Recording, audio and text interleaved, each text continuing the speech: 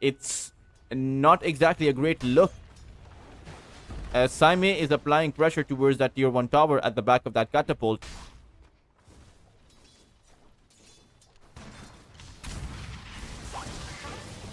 Another fire snap cookie on the Zeus. Not going to do too much. Dire's top tower has fallen.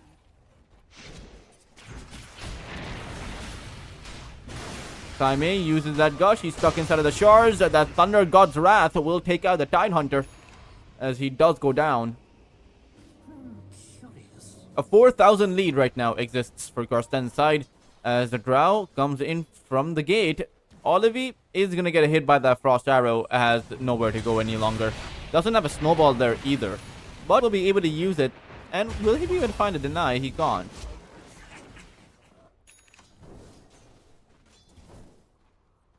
Leon picks up the Shrine of Wisdom.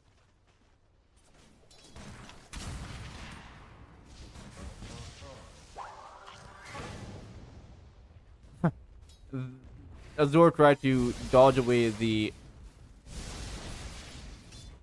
Fire Snap Cookie at the back of the Heavenly Jump. He wasn't able to actually do that, so there's no Fiend's Grip. But there is that cookie, there is that blast, and there is just overwhelming amounts of damage to the face of that Wind Ranger. It is tough now. It is a very tough game. You are again losing your towers left, right, and center. Sure, the bot lane and the mid lane tower are plenty healthy, so not maybe the center and the right, but lost it on the left. And again, there will be pressure now applied with them having being able to open up that top lane. Drow Ranger is now farming up over in that position. Mortimers are going to be unleashed. Zeus is dead to rights. However, the Solar Guardian is going to keep him topped up for at least a second or two more. And now maybe at the back of that, they're going to be able to turn it around for a kill on that Bane. Bisk will be the one to fall, as the Tidehunter is also in the fight now near the outpost, and they will be able to take out Jaren. He has nowhere to go at the back of that. It's also Leon who might be in big trouble, as they are chasing in after him. Saime coming in, sees the Tusk. Olivie has that snowball, but who is he going to snowball to? It's going to be Salaman. And he drops down a nice set of shards, but it's not going to matter, right? Every single time you're caught across the map, you are just going to fall.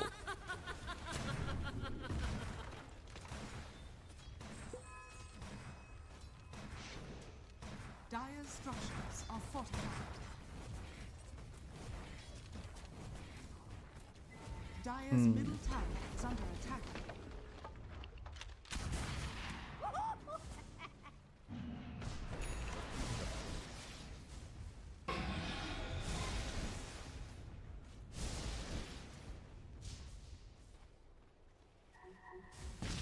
Regeneration Room, Salamat will be able to cookie on that high ground, but he is slowed down by that Demonic Purge. Rubik is going to send everyone back. It's a 3-man stun, but it's not going to make a difference. Salamat's unstoppable streak will go the way of Azure, and Pandawa Lima, that is the best skill they've acquired all game long. Dire's bottom tower is under attack. We'll tune into the net worth.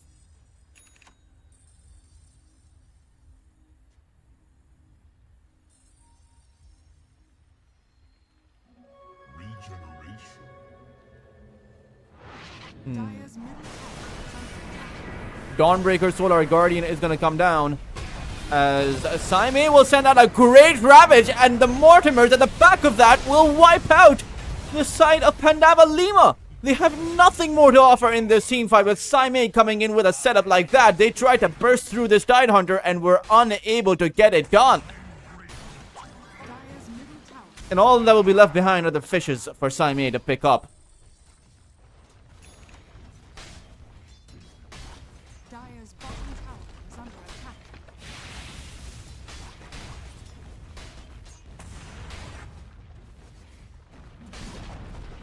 Dire's bottom tower has fallen.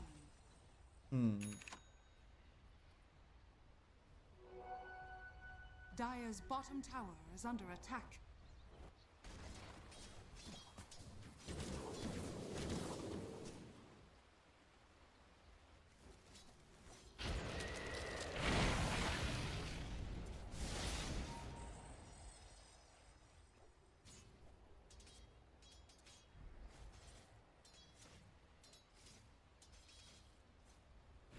Radiant are scanning.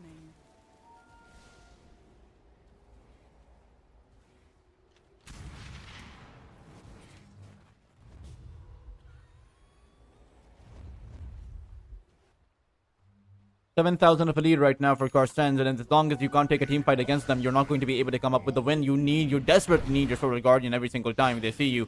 And they will see you.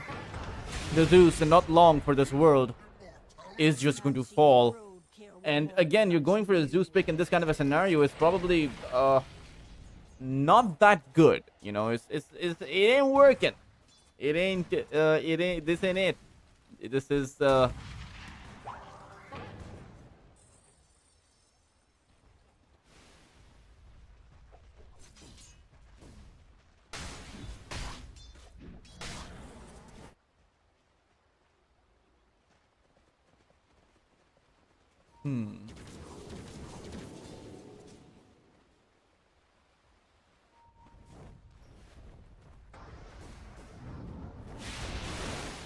Jarrett? Or no longer Jarim, I should say. Not for about 20 seconds.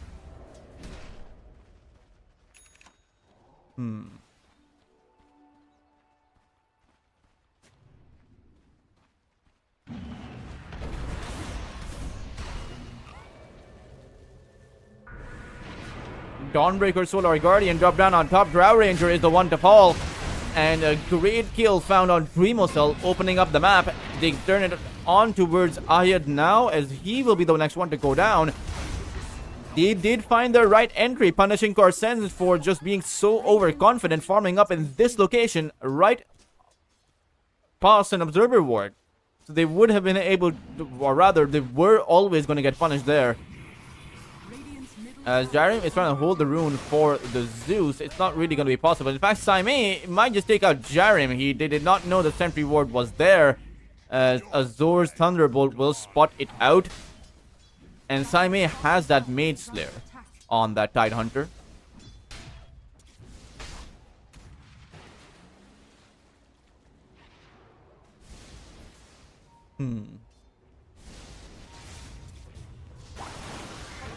Cookie is gonna land on the Zeus. Snowball is gonna be there as another Ravage catching the 3. And the Zeus just doesn't have the HP to do anything in this scenario if he gets hit by that Ravage. The focus fire from Monza is gonna come in. Fire Snap Cookie is not gonna save the Rubik. But Jarim is gonna be there to make sure that the Tidehunter can't go forward. Demonic Purge is planted down, but Monza trying to take out the Tidehunter's HP out is kind of awkward to watch. You should just get back. I might not be able to get back. Great disruption coming in by Jarim. Might have just actually saved Monza there. And the Dawnbreaker also comes in, put to sleep by the Bane. Salamant will blink out.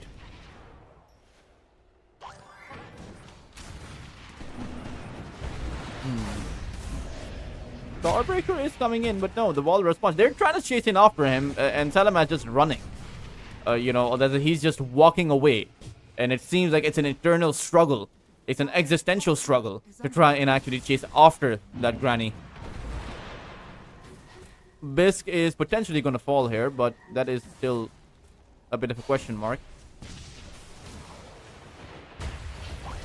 Dusk does have his wall response.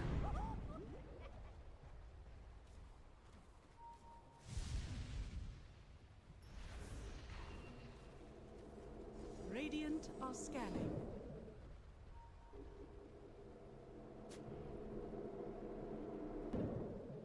Saime is going to be going towards that bot lane. And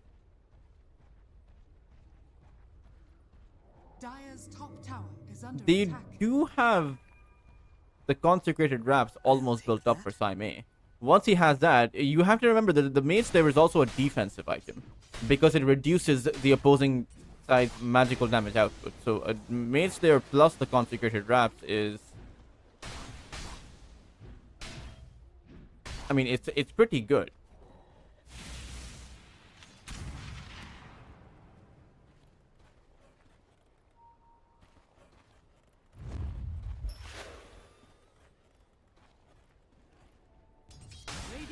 are scanning.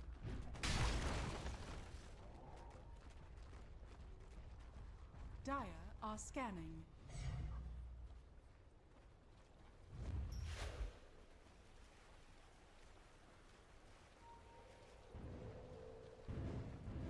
Bisque visible underneath the Zeus. And an easy pickup on him. So they are fighting back, right? They are making those rotations. They are at the very least trying, which is what I appreciate. It is still an 8,000 net worth disadvantage. So somehow if you're able to find farm on Monza while the rest of your team rotates around the map, gets kills, use your Solar Guardian to its maximum effect, should be able to get something done. At the same time, Salamat just takes out the Shadow Demon. Dire's middle tower is under attack.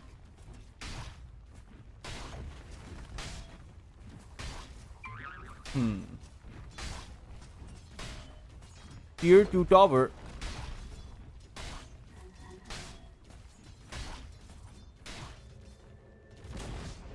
Dire's middle tower has fallen. Monza is going to be falling down.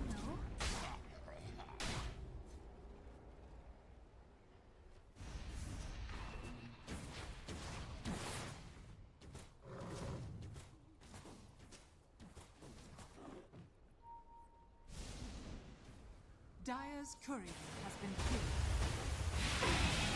Olive is going to get lifted up and there's no more snowball available. But the cookie did not land. And the great disruption to that Mortimer. It's not going to change Olive's fate. He will still fall.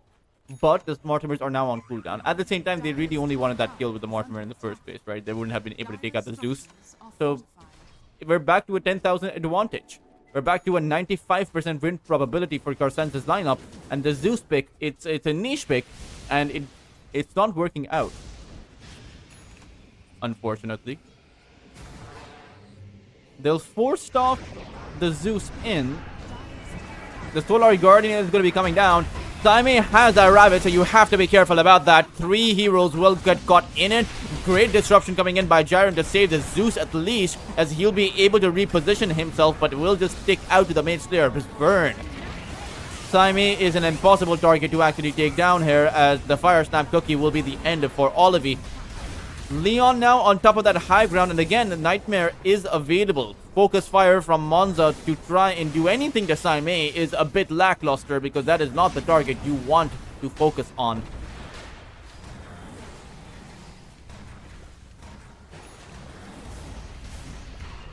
As the tier 3s are being poked, 11,000 of lead right now. Tier 2 tower still stands, so maybe they should be going for the tier 2s instead of the tier 3s. I find it easy to respect you. You take down the tier 2s, you go for Roshan, then you go for tier 3s. It is cool, calm, and collected as far as that is concerned, as far as the approach from them. As Monza is not going to actually get stuck here. He'll be able to actually make it out. Thunder God's Wrath also planted down, so now they actually have a lot of heroes on Saime, and he doesn't have the rabbit. If there was ever a time to take him down, it would be now. The Carstensz do not have their Drow. They will push out the Snapfire as well as the Rubik, but the Mortimers come flying out. And Olive, everyone has to just run away in this position. Fire Snap Cookie is going to land on that Zeus as Leon now decides to go back in, but it's not going to be possible. Leon will die. Ahiyat is the trade alongside that Bane, but quite frankly, with these 3 cores in this kind of a position, with the Drow actually poking at your tier 3s, what is going to be the game plan? It's going to be a buyback coming in for the Dawnbreaker, but it is too late. Your Wind Ranger has already gone down. Jiren will just walk back to his high ground. At the back of, your towers, it's going down. There's a catapult as well there. Jiren is going to fall. Dire's bottom tower has fallen. As Dreamocell with the tag team. Fire Snap Cookie is not going to save Dreamocell. Great kill to be able to find, as he was just pushing away aggressively. The Zeus has also respawned. One of the good things about their lineup. Oh no, another Ravage. It's a 3-man. It catches everyone. And in the end, you took down a Drow, but at what cost is always going to be the question. That is a theme of the series. as Salamat is playing a 17, 1 and 10 Snapfire. Dire's bottom barracks are under attack.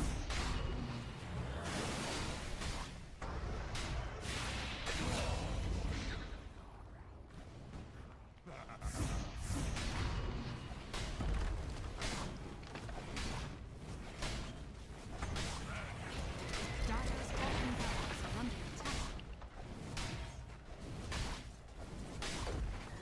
Barracks is, well, the first lane of Barracks to actually fall 22 minutes in, 19,000 of a lead.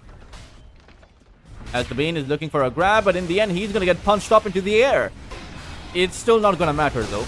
Monza has gone down to Salamat solo on that top side. Olive falls, Azure falls.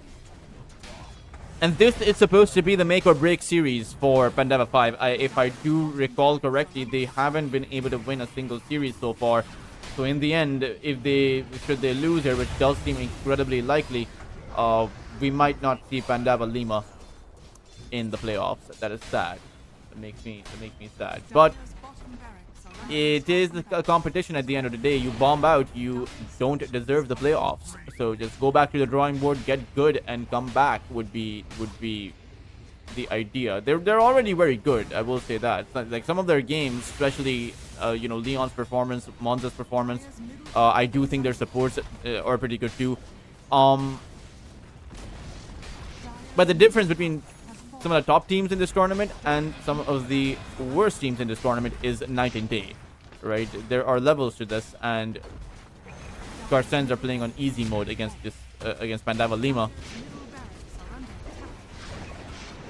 Mortimers are going to come flying out. Jarim will do what he can to protect his Zeus, but in the end, it's not going to matter.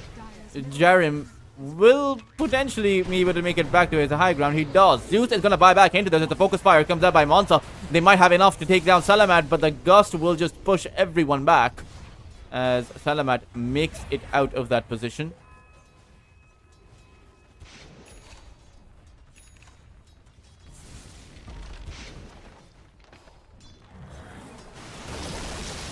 Ravage is going to be sent up. Solar Guardian is going to come down. And it's a reverse Solar Guardian stolen by the Rubik. Now Ahiyat comes in as the rest of Pandawa Lima, they are now forced to be on that high fountain. And they might as well call GG at this point. 29,000 of a lead, 25 minutes in is just impossible to play against, especially when mega creeps are not even necessary. You are just pushing the tier 4s from Carstensz's side.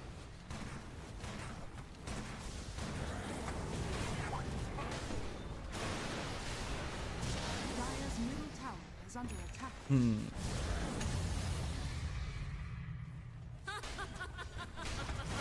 Tier 4 does have additional armor coming in because that top lane melee barracks is still standing.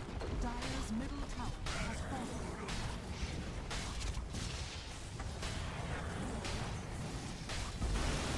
Power shot comes in.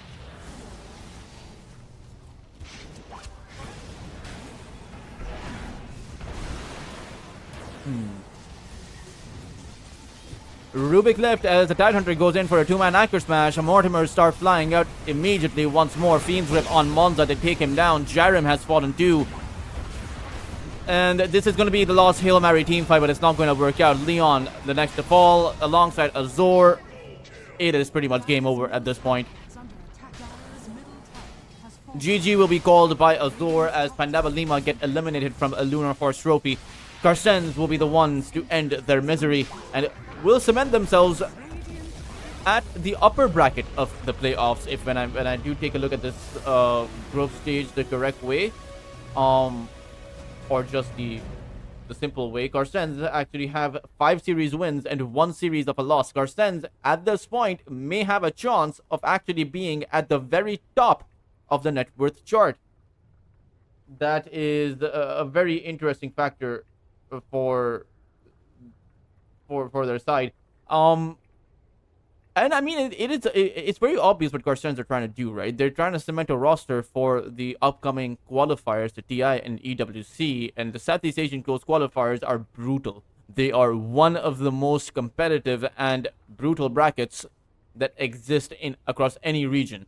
And I would say that the only region that actually rivals just how deadly the Southeast Asian close qualifier brackets are is a region like Eastern Europe.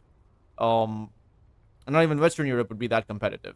But for now, guys, we still have two more best of threes lined up for you. This was just the first one. Carstensz ending the series quite early on means that we do have a bit of a break. D Family versus Savage Wolves is up next, and after that, we'll have Carstensz again against Shark Squad. Do stay tuned as we head for a bit of a break. It's going to be around an hour and 30 minutes before we have our next series. So you can go grab yourself some tea, some snacks, some lunch, or rather breakfast, or lunch if you're depending on whatever your time zone you're in. And then we'll be back in about an hour and a half for D Family versus Savage Wolves. This is Daltris. Follow Cringe Station on their socials. You can follow me on my socials, on my Twitter. And I will see all of you in about an hour and a half.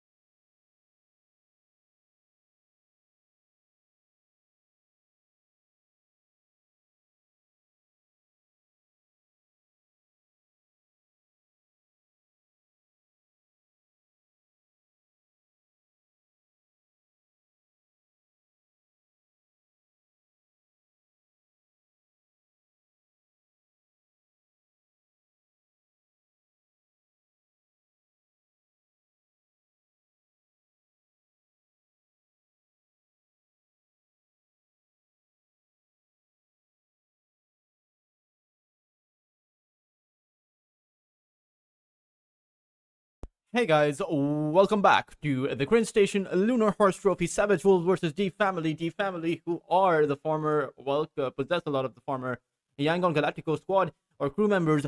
Lone Skillay, Momo, who used to play with them from time to time, and then you have N1 and Ha, who are, I would say, I've seen Ha before. N1 is a relatively newer player, I would say.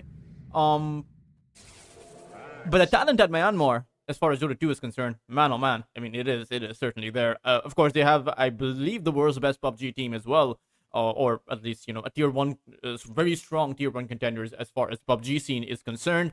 10 seconds. Taking a look at the overall draft before us, a Puck, Lich, and a Wind Ranger comes out for Savage Wolves. Meanwhile, D Family, they have a Monkey King, Silencer, Rubik, and Axe. And I will say that they have tried their Monkey King time and time again. Momo is not given his Primal Beast, which is surprising considering that is by far the best Primal Beast in Southeast Asia. And I say that with confidence because just seeing Momo play with that Primal is an absolute pleasure. Meanwhile, for Savage Wolves, bury the hatchet. Being the drafter, Isaac Newton is Emre, I believe. He changes his nickname every now and then, or quite often actually. But when we do take a look at this draft, I do think that you have that Frost Shield against that Axe, but it's pure damage, so it goes through that. But as far as the follow-up damage to that Berserker's Call goes, you can just drop down that Frost Shield. Hopefully someone will survive. It will be really hard, though, because that Axe Call will be followed up with a Silencer's Global Silence.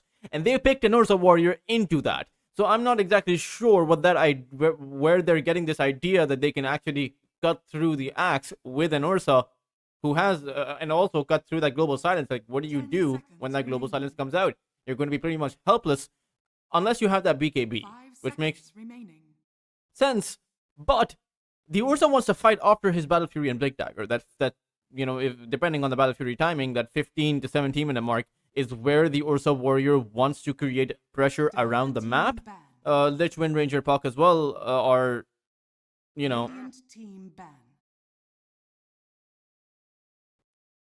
amounts of follow up. If you can land that Dream Call, you should be able to take D Family down.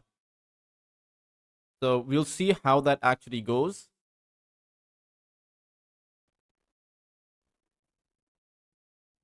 Ten seconds remaining. 5 seconds remaining. Dire team ban.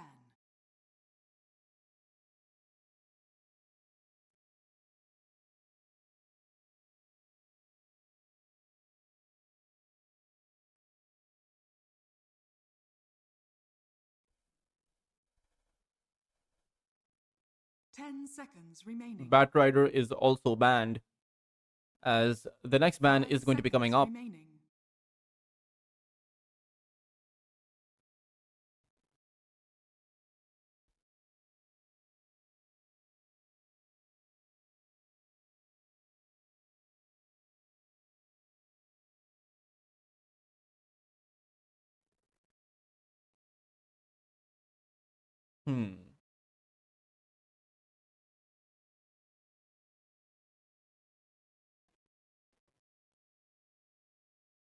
Radiant team pick.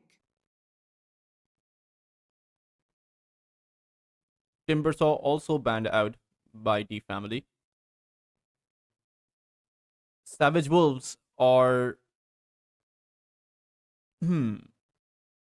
They are thinking about what they want to be going for. They need an offlaner right now, but what offlaner do you go for? Dawnbreaker would probably be the best one, but then there's that Global Silence, so it's not really going to be there. Underlord is potentially an option, but no, they want to go for all-out aggression. Corrosive Haze with the Fury Swipes, a devastating combo that can take out that Axe, that can take out that Monkey King. The supports are going to be free food for that Slardar and Ursa, and it's just a meal for the bear, right? But D Family, they have a mid pick or a carry pick, depending on where this Monkey King plays. I will say that back when Haw actually played the Monkey King, that was a lot more, or rather, actually, it was in one of the cores, right? I remember that one of their cores plays a really mean Monkey King, and one of their cores did have a flawed game with the Monkey King, kind of an awkward game. So I would say that D Family, they don't switch around their Monkey King to that mid lane. Just play towards that carry position. It's great into, or rather kind of good against that Ursa Warriors. I wouldn't say it's great, but D family, they'll go for the Troll Warlord. So now they have a mid Monkey King and a Troll Warlord as their carry. Now that is the hero that you play against the Ursa Warrior. The concept is very simple. You activate your Battle Trance and suddenly the Ursa, he can't really do much, right? He can't actually take the Troll down as long as the ultimate is online. You can dispel away the Slardar's Corrosive Haze when you do get to that Aghanim Scepter. You can dispel away, I would say, the Frost Blast slow. So the slows can be dispelled, even the Earthshock slow. But again, there are multiple silences, or rather just the one silence. And then there's also the Shackle Shot that you're playing against with 3 melee cores. So we'll see what they'll actually be able to do. But I will say that the draft from D family may not be one of their strongest drafts. Like I think that ideally there should have been a different hero coming out here as the carry. You could have actually gone for the Drow Ranger, in my opinion, in my humble opinion. Like a Drow Ranger would have been pretty, I would say, pretty good in this specific circumstance. But they want to decide for something else. Hey, who am I to say that they shouldn't? At the end of the day, this is a very scary Southeast Asian team. In fact, I asked Arthur, the current coach for Glyph, who is going to be competing in the Blast Slam, I asked him who the scariest team in the close qualifiers is. And you know what he said? He said that when YG, this current roster, the organization may be different, but the players are still the same. When these guys are on their good day, they can beat just about anybody. And that makes them a very scary contender for as we're approaching TI, as we're approaching EWC. I hope they compete there. I hope that I get to see some of them at that stage. As for the moment, Ronda Boy, Prepare for battle. Savage Wolves had one series, I believe 2 days ago, where they had a very awkward start to the game. And in one of their series, they had a pretty good start to the game. So I wonder which one it will be for this one. As the logos are also now up, and both of these two teams huddle across of the river from each other.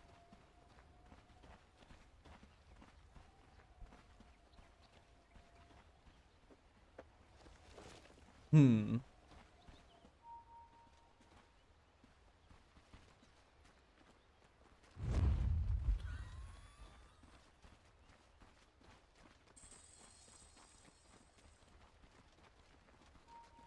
30 seconds to battle.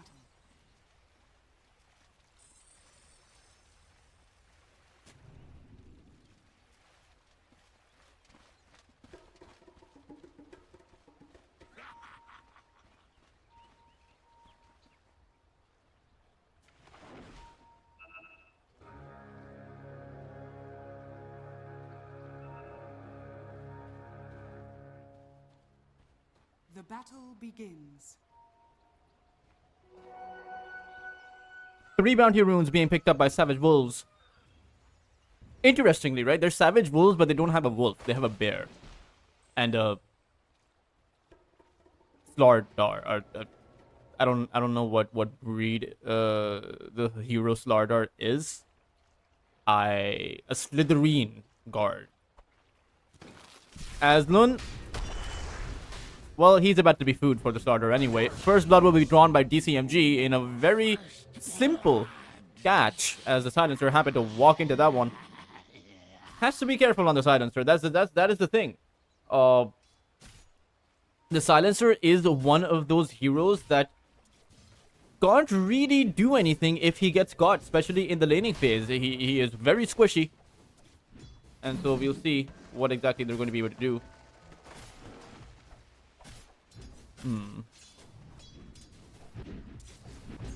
1 second, guys. I'm just checking the volume. I hope the volume is fine for all of you. As over on this top side, again, Silencer has to be careful. One Shackle Shot landing from Bury the Hatchet, and DCMG, he's going to be able to close that gap. And once he does, one Crush and a few right clicks on the silencer, and he will go down. At the same time, Ha is doing a good job at actually pushing back DCMG with his axes. And sure, the troll is, you know, it's difficult for the starter to actually go inside of the troll to stun him down, to land damage on the troll. Because of those axes, the mischance that the troll will also be able to apply. Not to mention, he's just a really good fighter, right? He's just a really good one-to-one hero. Over on the mid lane, in the meantime, is going to be Mute, who is by far the most impressive player on the side of Savage Wolves. He is fantastic on that mid lane. Sure, he goes down sometimes, but in other times, he plays pretty darn well. N1 though is probably the strongest contender he'll face this entire tournament. Maybe a bit of an over-exaggeration. There are some really good mid lane players as well at a Lunar Horse Trophy. I would say that this is a matchup that is supposed to favor the Puck. Boundless Strike is kind of difficult to dodge, but if you're able to predict when he's gonna send it out, and you should be able to, right? 3 stacks to the Jingu Mastery, Boundless Strike can come out, so you should be ready at that moment. Or as a Monkey King is low and you know he wants to or has to go for that lifesteal, that is when you know that phase shift will come in handy. As N1 will be able to pick up that Power Rune alone, good with his position, at least so far.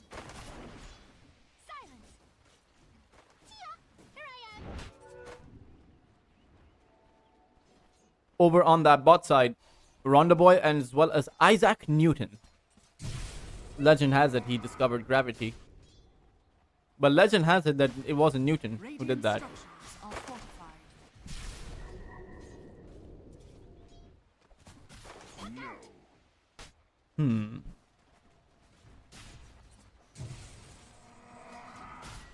He's playing the right hero for it though. Lich is great with the Ursa Warrior. The slows that you can apply, the Chain Frost. Now then you have to, avoid the Chain Frost, avoid the Ursa, avoid the Slardar. So there's a lot of things you need to avoid on the other side. Meanwhile, for the side of Savage Wolves, they only really need to avoid the Axe as well as the Troll. They can fight back against everyone else. As Ha does take in, some trades.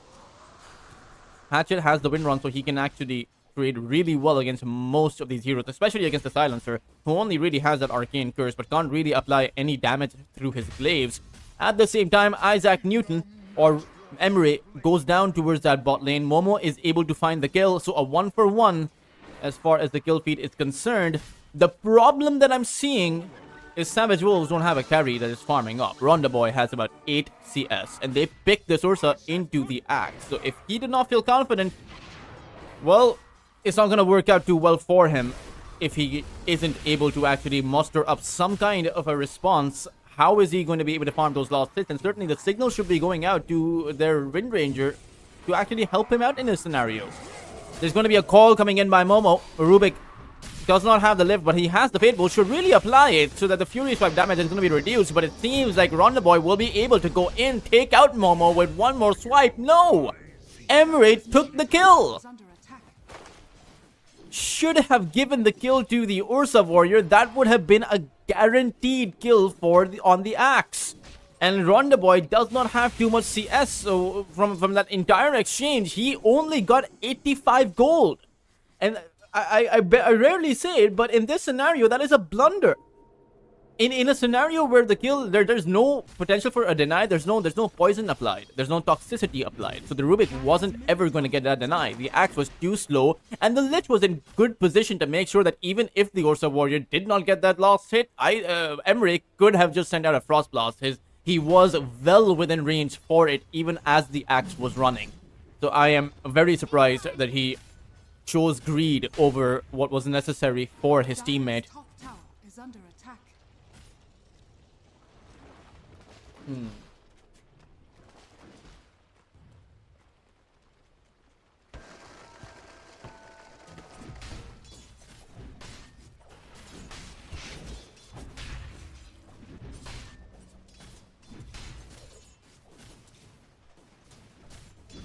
Hatchet as well as DCMG.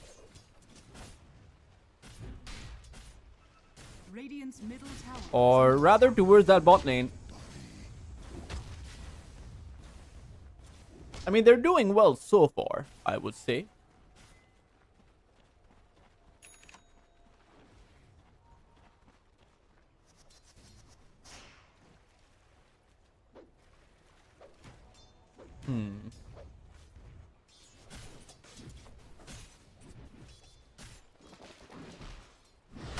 Oh, Lun seems to have walked himself into trouble again. Power Shot is going to come in from afar.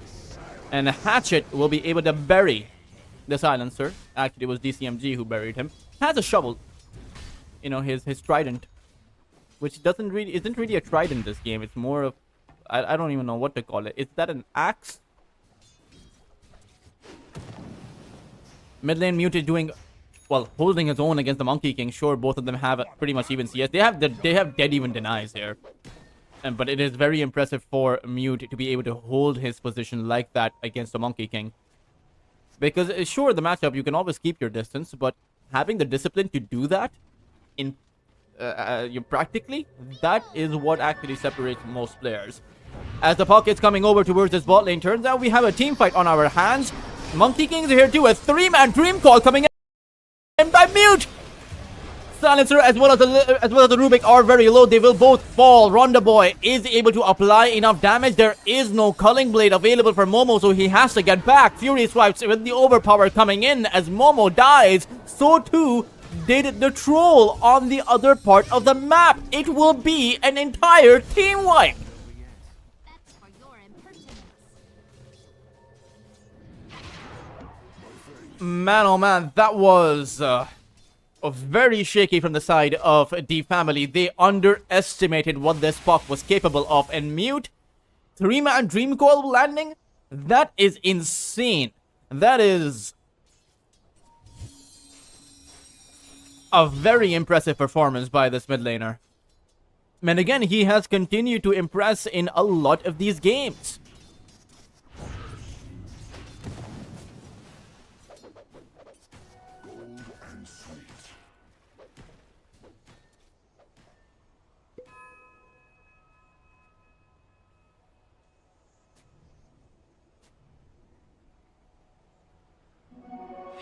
As for the moment,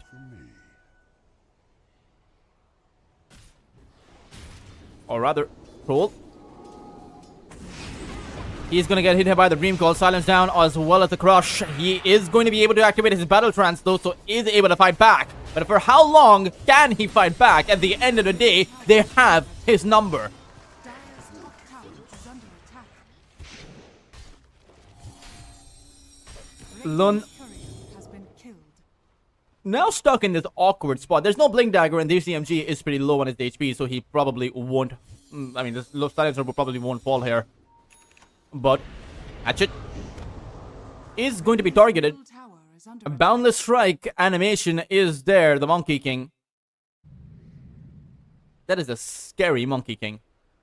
8-pack abs on the Monkey King. So, decent genetics. Interestingly, I'm a doctor, and not everyone can actually have an 8-pack. Everyone has 8-packs, but not everyone will have the visibility of the 8-packs if they shred down to this low body fat percentage. Simply because the muscle genetics determine... Actually, I'll have to hold that thought the game on pause immediately as Hatchet finds it with another good shackle shot, but it's not going to matter. He is going to fall. So every muscle has an insertion point, which is where the tendon, the muscle connects to the tendon, and the insertion point is different for everyone, genetically. It all can also be same between two people, of course, but it is determined by your genetics, and what that means is your muscle is shaped differently, from where it attaches to the tendon then attaches, or rather, attaches to the bone. So for a lot of people, 8-packs are not possible because the insertion points are different, and so you might have them, but it won't show. But the Monkey King does. Oh, Ronda Boy will get back. Skill is what is the Monkey King over on the trees. Radiant's bottom tower is under attack. Radiant structures are fortified.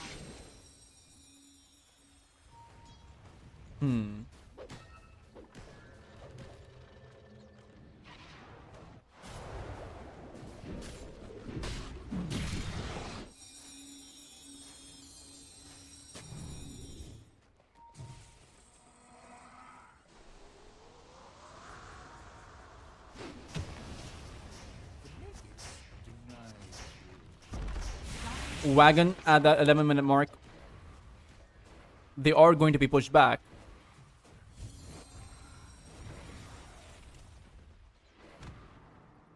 There's no real catch available, right? And the global silence being on cooldown means that you can punish the stopper or pressure the stopper without without a lot of Dire are scanning.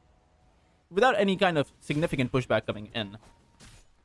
As for the moment, towards that bot lane, you do have Momo, who might be in trouble as soon as he walks into the creep wave, and as long as he doesn't, he's not going to be in trouble. There is gravity waiting for him on the other side of those trees. As Momo.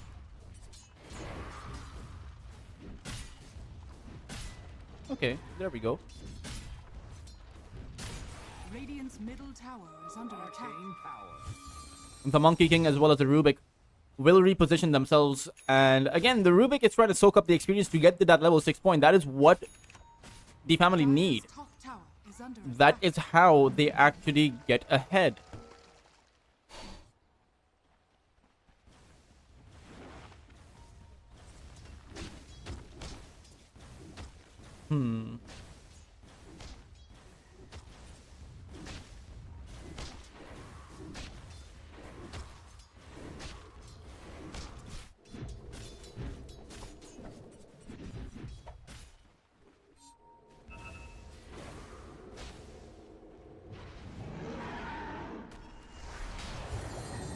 DTMG is going to be landing those bashes. Momo, though, is there, but Power Shot coming in from Hatchet is able to secure the kill on Skill Lay. And again, 9 kills up for the Radiant side. Savage Wolves look pretty savage this game, as the Troll Warlord continues to farm away for his first item, which is going to be a direct Aghanim Scepter. So wants to go for that Dispel immediately. Surprising he's not going for that Battle Fury to help him actually maintain his farming speed. But maybe, I actually don't know about this, because Ronda Boy, he's someone that will be going for that Battle Fury. So it will be a Battle Fury versus a carry that doesn't actually flash farm. Dire are So it's very interesting, this itemization build. When we do take a look at the net worth, though, the Slardar on about 6,000 net worth, the Puck on about 6,000 as well. The side of D family, they are pretty low as far as their net worth is concerned, but they are holding their own against the Ursa Warrior. The Axe is able to pressure the Ursa somewhat, at least, I mean, a fair bit, I would say.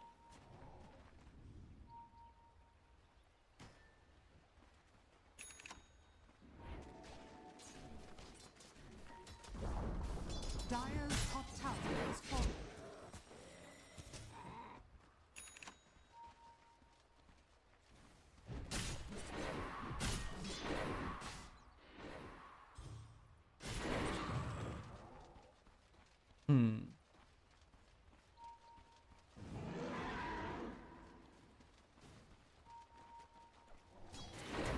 Dire's top tower is under attack. Radiant's bottom tower is under attack. Tower is potentially going to fall as a tier 1 towards that bot lane. It doesn't have too much HP left, but again, simultaneous pressure on that mid side as Mute is able to... Well, it's a tier 2 tower at this point, so 14 minutes in, you're not going to be really able to do much. It is Haw who is going to get dove here, activate his battle plans preemptively, but gets shackled to the tree. Rotations coming in for a counter response from the side of the family, as the troll will be allowed to get back. Middle tower is under attack. And Mute, he is able to jaunt away. Momo has no Blink Dagger at this point, so won't actually be able to catch that puck. But towards the back line, it is the Monkey King who was waiting for them. However, the Chain Frost is able to take him out. Even though the Lich fell, he took out the Monkey King as he went down, so that is completely worth it for the side of Savage Wolves. And Mute, he wants to go back. Surely not. Berserker's Call is going to be used on the puck, and he has nowhere to go. A fake use coming in from Momo just to make sure the phase shift comes out, as DCMG is able to finally take out that troll. So as they lost a core, Savage Wolves were able to take a core in response. DCMG coming in with a pretty good performance on that Slardar.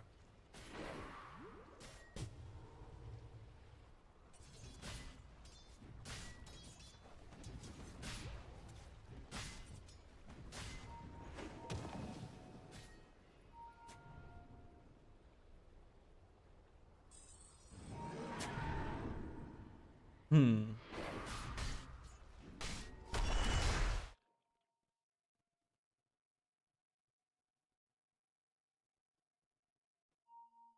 There is a bit of lag that Mute is facing.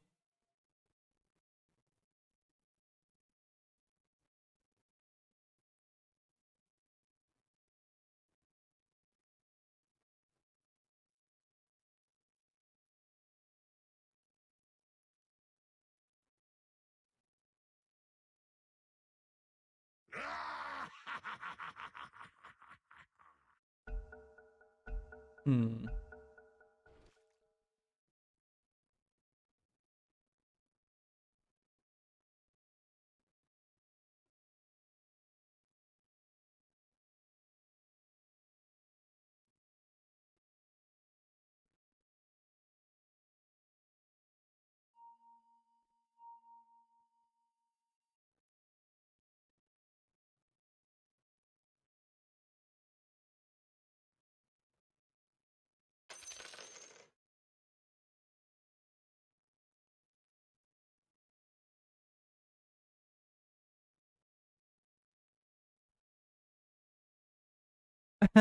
Ronda Boy tips Momo and then says, "I'm sorry, bro."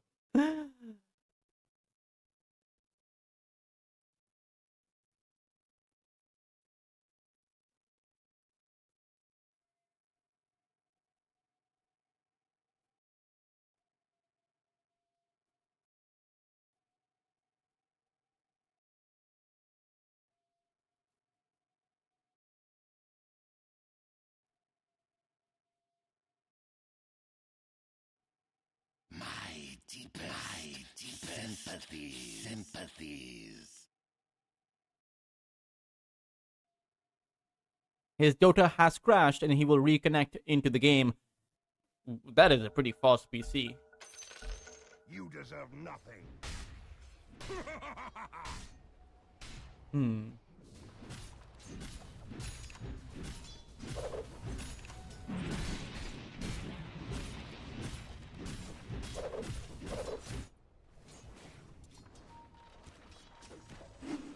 So the game has a state of passiveness towards it, or in it. They do see DCMG, but how will they initiate on him? They know that he has that Blink Dagger, but so too does Momo. I wonder, though, if they'll go for a Smoke of Deceit. They will. So they want to posture towards that Ursa Warrior. The lines are being drawn on the map as Ronda Boy continues to farm up. They will scan, and they'll realize that no one is inside of their triangle. They'll see these camps having been recently taken down, so they will have some idea that someone has been here, and surely it is the one with the Battle Fury. But they'll go towards Hatchet. The Frost Shield is there, though, but Hatchet might not be able to escape. There's going to be the culling. No! There was the Sinister Gaze, and that means that Hatchet actually ticked out before the culling blade came out. So nicely done by Emery. Still, though, a 2,000 net worth advantage for the side of the family, as they are doing pretty well for themselves. Or actually, no, it's the side of Savage Wolves. The family are the ones who are unable to create tempo. And I would say that a lot of that is because of the fact that you are playing with the Monkey King on that mid lane. It doesn't naturally create tempo. Monkey King is only as good as a setup that is provided to him. As he gets shackled to the tree. Mute tried to go in, but the Global Silence will disable the puck. He has fallen. Wind Ranger to go down too. The family were quite clearly prepared for their Monkey King being shackled down. All that without their axe. He's just playing towards that top side, playing against DCMG, and for as long as your Slaughter isn't in the fight, you're not going to be able to get much done. A Berserker Call catches DCMG as he will get taken out. That is a real axe, as opposed to the trident that DCMG possesses. 800 gold to go the way of Momo at the back of that solo kill. As Eamon N1 is going to spot out Isaac Newton, or Emre. Ronda Boy comes on over, but he doesn't have his Blink Dagger, and I don't know why he's not farming for it. He's 400 gold away from it. Forget these team fights, man. Like, just farm for your Blink Dagger and then take fights. You also need a BKB, as we last saw in that team fight. The Puck, he just got absolutely demolished. The Ursa Warrior isn't going to fare up any better as soon as that Global Silence comes out. Hatchet is going to get culled once more, as the tier 1 tower towards that mid lane is going to... Well, I mean, it is taking in quite a bit of damage and will probably fall here. Radiant's middle tower has fallen. Regeneration.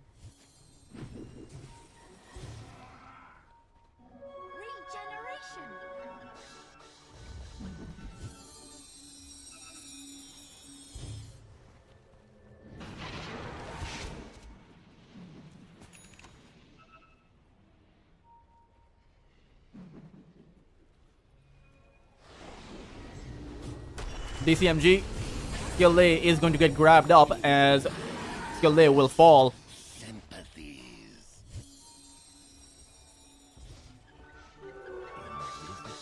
Dire's middle tower is under attack.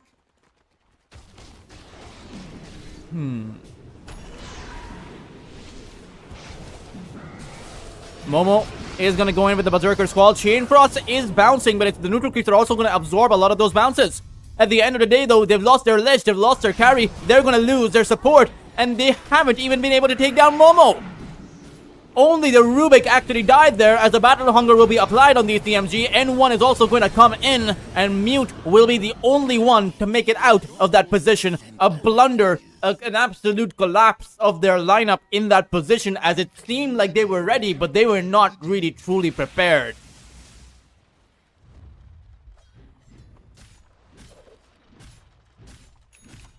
A 3,000 lead up for the family, as they have the Aghanim Scepter. And I mean, sure, the Troll Warlord doesn't have the Battle Tree, but because Rondaboy is choosing not to farm, the Troll actually has more net worth.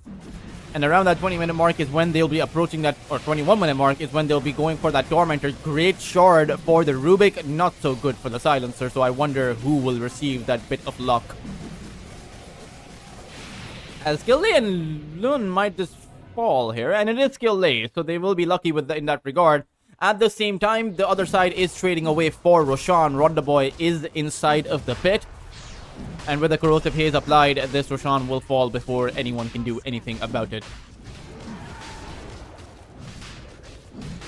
Monkey King is coming over, but I doubt he can find the steal, as the Aegis has already gone down. Hatchet is going up that high ground, surely doesn't actually want to be there. Momo, he will go in for the call. Windrun is no longer available, so Hatchet will realize that his poor positioning buried him in the river. Into war's teeth.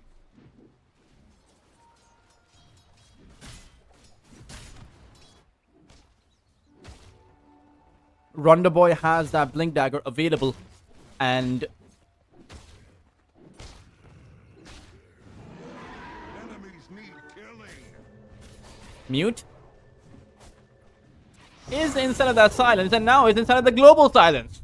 Has nowhere to go, and the puck will get taken down.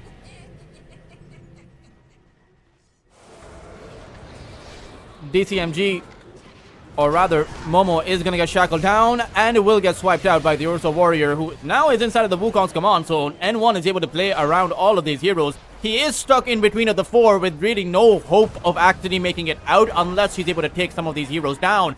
N1 now visible. Rondaboy goes in. Those swipes do too darn much, and the Monkey King will fall. Even Lun and Ha have made their entry, as DCMG as well as the Hatchet is going to go down. Now the Lich is in trouble. No Chain Frost available. And Rondaboy, he is the only one left standing, but even he cannot stand against the Ursa, or rather the Troll. Five players all getting wiped out at the back of just being able to find 3 heroes. Sure, they found the 3, they found 2 cores, but this lead is staggering. This lead is snowballing out of control away from Savage Wolves, more and more into the hands of the family. Dire's middle tower is under attack.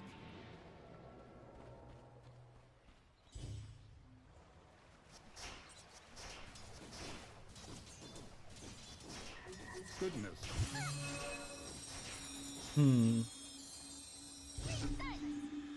That should help.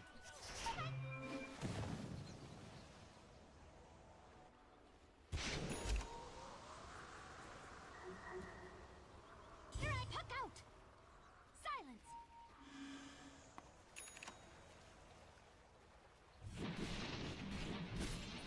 Greetings. A prize. Mute. Or rather, DCMG, he's gonna go in with a crush skill lay. He's in trouble. Frost Shield is gonna protect that Slardar as the Wukong's command actually comes out, and the Slardar DCMG will go down. Now it is going to be the Lich in a big trouble. He'll use that Chain Frost, but will not really matter. Momo catches him with the Berserker's Call, and Rondaboy chose to target Momo after the call came out. That is a blunder, and they will pay for it. They lose their carry. All the meanwhile, Mute as well as Hatchet take out the Silencer. Or will they even be able to take him out? Luna is still alive. And Mute has abandoned this position. Hatchet trying to do what he can from afar, trying to find a lucky break at the back of that power shot. But there is no break he'll find. Well, he might. He'll get sent back to the fountain free of cost. Oh no. Mute gets got. That is the beginning of the end. For Savage Bulls. That is reaching the point of no return. I don't know if they've crossed it or not, but the signals are coming out, right? The frustration from Savage Bulls as to what they need to do around the map. Trying to contest, trying to head butts against the axe while the armor, additional armor is up from that Berserker's Call. That is like trying to slam your head against a brick wall and being surprised why it's not breaking. Radiant's bottom tower Why is your under attack. why your head's the one that has a funny feeling to it.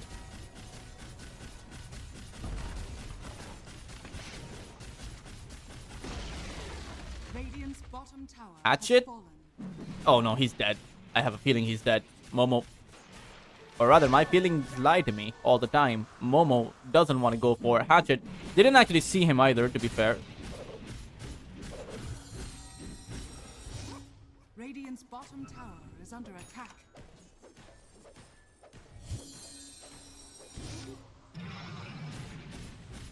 Radiant's middle tower is under attack.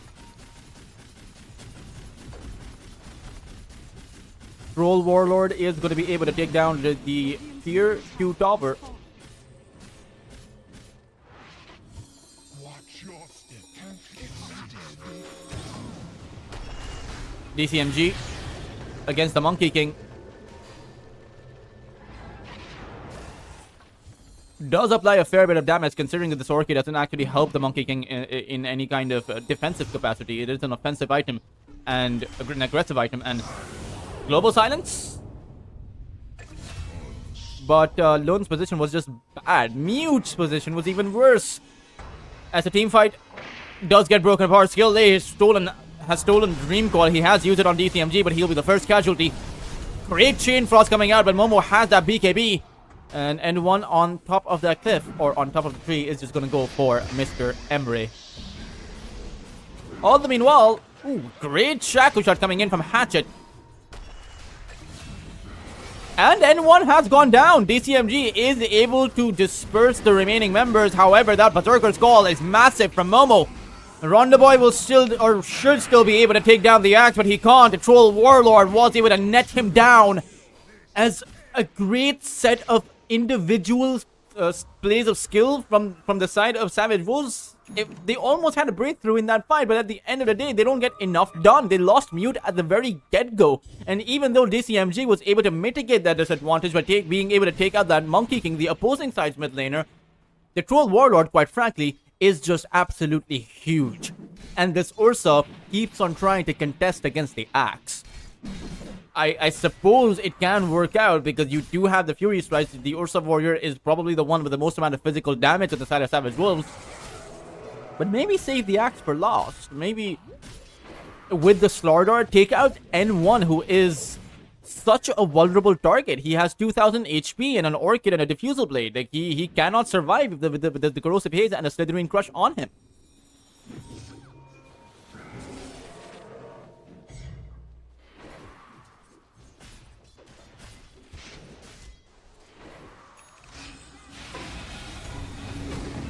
A two-man balance strike comes in. Wukong's command also planted down. Momo has that call, is unable to actually catch the puck as he does jaunt away.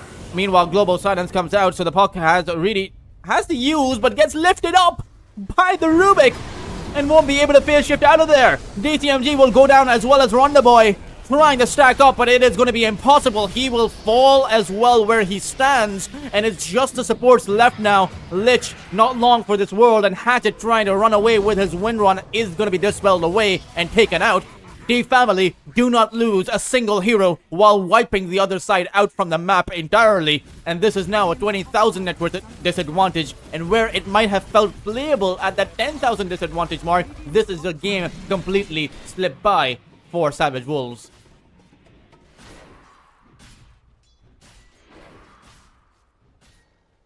Radiant's middle tower is under attack.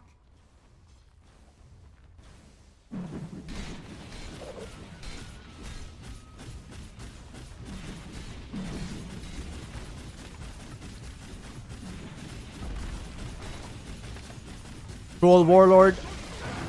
Radiant's middle tower is falling. Radiant's middle barracks are under attack.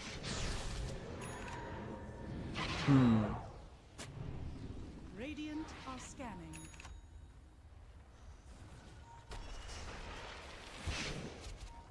I wonder how much more of a beating they'll be able to take at this point with Savage Wolves.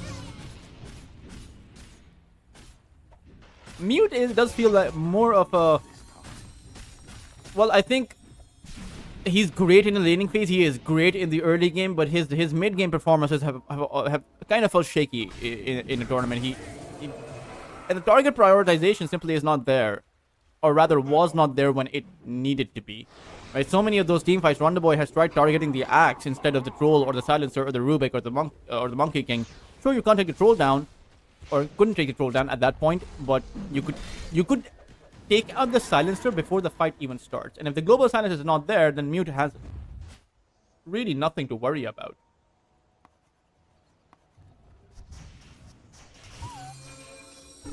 Radiant's top tower is under attack.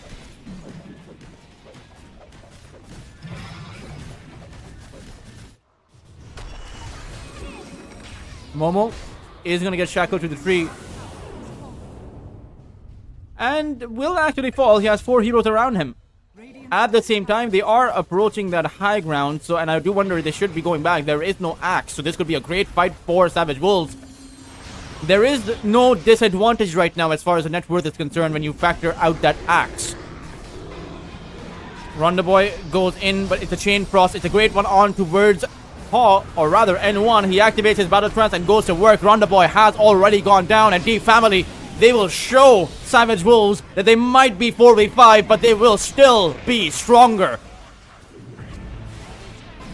Mute will buy back into the game, but N1, or rather Ha, on a triple kill.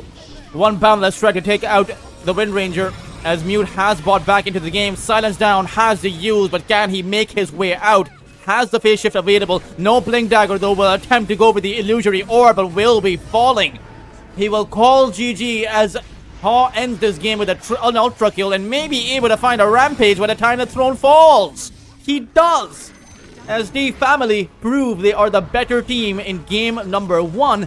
And for the side of Savage Wolves, they really do need to transition better. They need to find their targets better. They need to make sure that a simple silencer global silence strategy does not disable their lineup entirely. Those are the things that need to be worked on for the side of Savage Wolves if they want to have a chance of competing against a team like D Family. We will be back, though, to find out if they will continue their competition in this series or if they will lose 2-0 to D Family right after a short break. Don't go anywhere, guys, and stay tuned.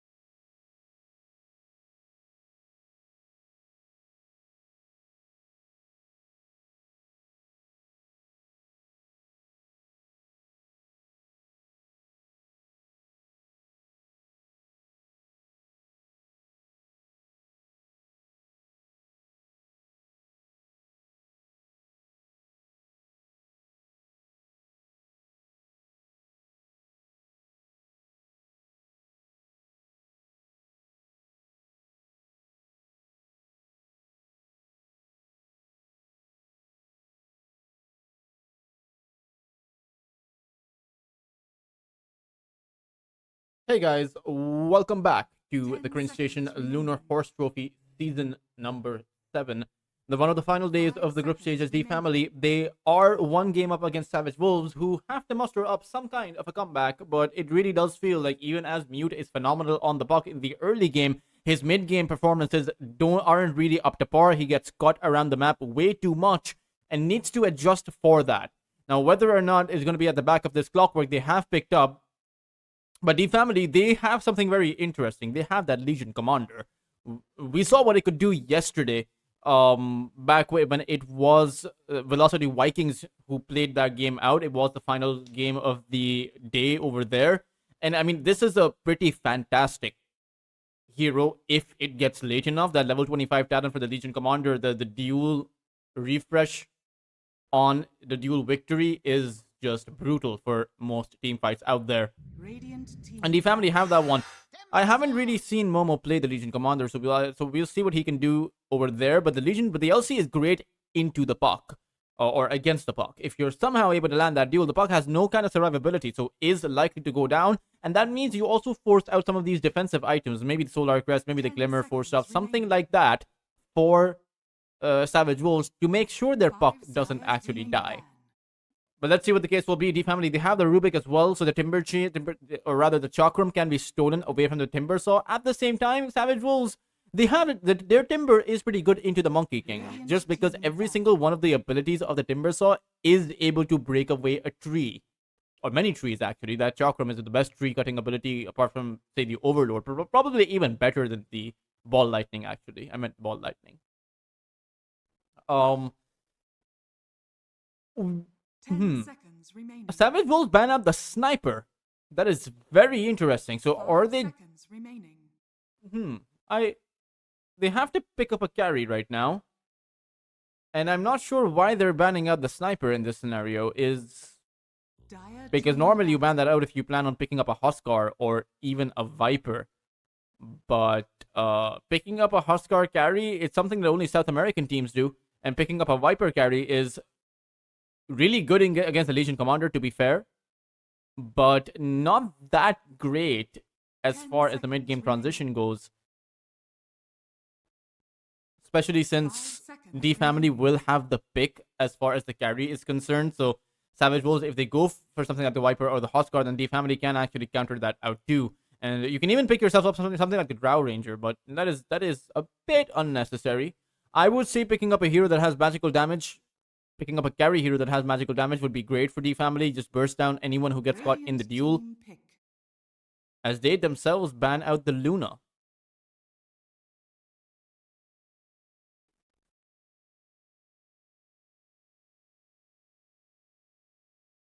Hmm.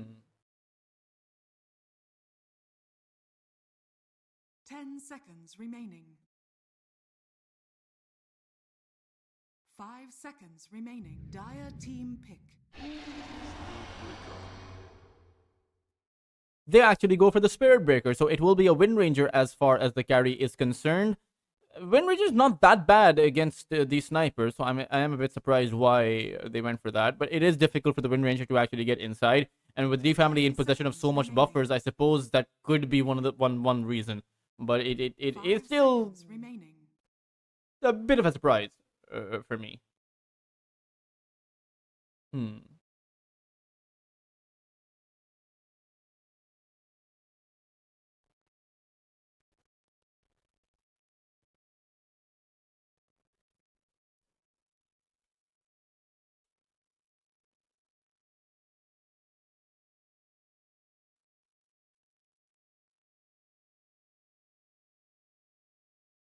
D family.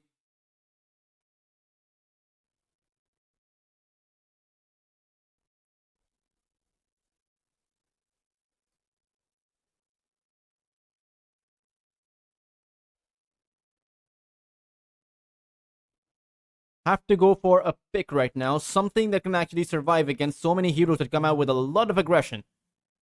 Templar Assassin is banned up from their side, but you need someone who has that blink ability, that's for sure. Or they could play the Monkey King towards that safe lane position.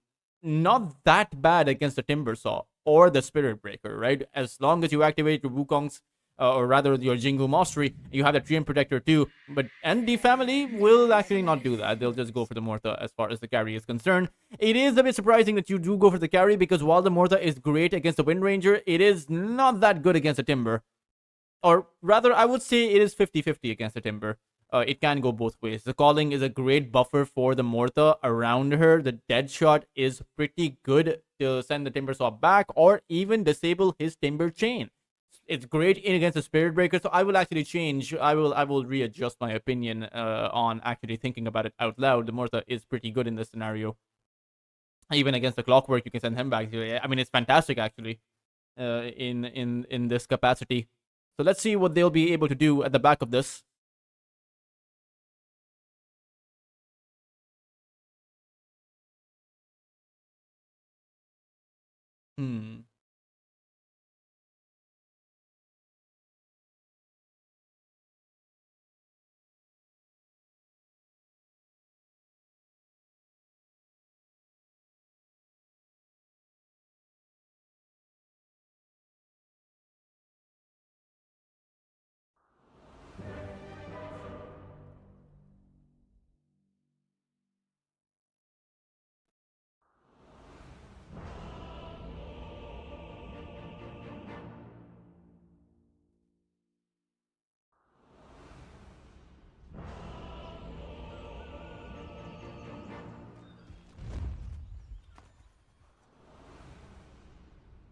Prepare for battle. They'll go for a Smoke of Deceit, an early Smoke of Deceit on their side, which will wear away by the time they make it into the Dire Jungle. If they actually want to go there, but probably just to be able to plant down an aggressive Observer Ward on the opposing cliff. You are playing a Monkey King on that mid lane, so you would ideally want to be able to spot out the Spirit Breaker rotating in, so they plant it down towards that top lane position.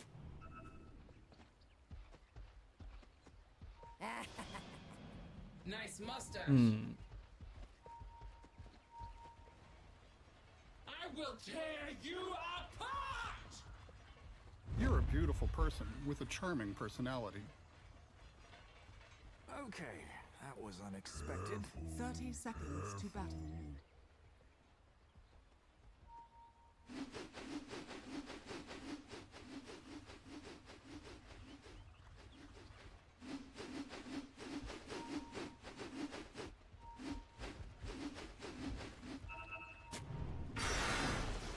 DCMG, or rather Lun, is going to actually fall here. First blood will be drawn by Mute as Lun walked into danger. That happened last game as well, so he really does need to work on that aspect. As 2 bounty runes get picked up, or rather, actually, they might be able to find the 3 here. They do. So they get first blood, they get the 3rd bounty rune, they get quite a bit done, as the family are off to an awkward start. But I would imagine that their lineup is actually stronger. You know, just that Mortha pick is now, the more that I think about that Mortha pick, the more I like it, quite frankly. And you have to consider the fact that there is going to be a duel, and the Mortha's damage output is great into the duel. Hatchet.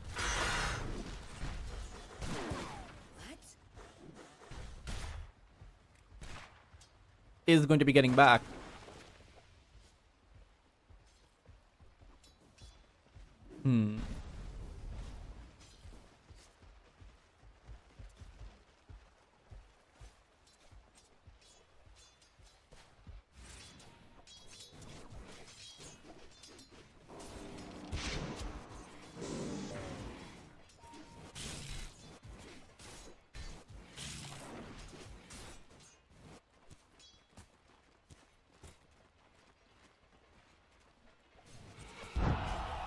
Overwhelming Odds is a fantastic ability in the laning phase. I'm just wondering if they have any kind of damage out, or rather kill potential. Because Rondaboy has the win run, so we'll always be able to actually escape from that position. Mr. Newton or Emre playing the Clockwork, though, that can help you against Rubik, but do you really want to stack up against Momo? It can go either way, I would suppose. I would say that there is more kill potential available for the Radiant side, for Savage Wolves in this position. because whenever the Spirit Breaker comes in, you'll have that additional charge mechanism, and the Rubik can't actually survive from that. Unless the lift up is available, then you can just lift the Spirit Breaker, disable his charge before he even has a chance to bulldoze you. Mid lane, once again, is going to be the same matchup. Let's see how well Mute actually does. Last time around, he was able to find a kill on the Monkey King. This time around, there's a charge coming in on the Monkey King. They'll just hit him with the charge.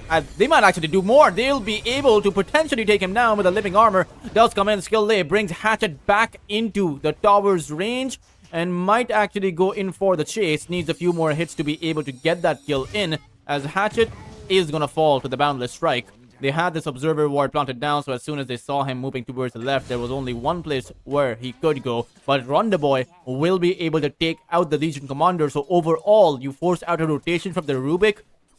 And as your Spirit Breaker trades his life out, you immediately go for the Legion Commander, who is just left alone on this offlane. Great positioning, great, I would say, just great macro play overall from the Radiant side.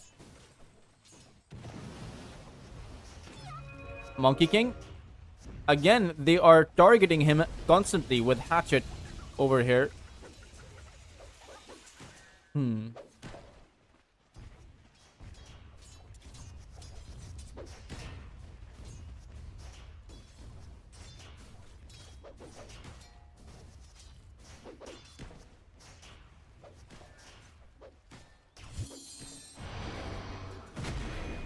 Mortha.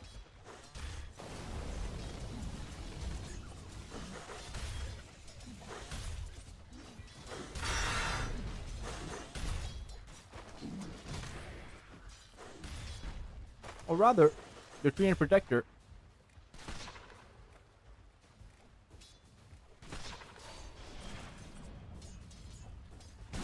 Dire's top tower. DCMG is... It is the passive lane as far as the top side is concerned, but there's not too much you can do to the Mortha, especially with the Timber Saw here. DCMG can't Timber Chain in, one, because he doesn't have the Timber Chain, and two, even if he does, the dead shot is always going to be a factor. The calling is always going to be a factor, even though the calling is not available, but they don't know that. Hatchet is charging in, though, and they will... I mean, there's the dead shot, right?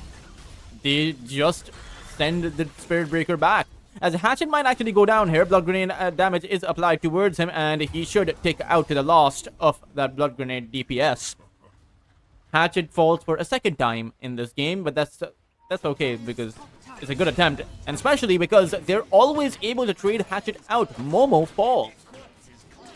Monkey King, though, is missing on the map, as the Poker pointed out, but he is now visible. He is towards that bot lane.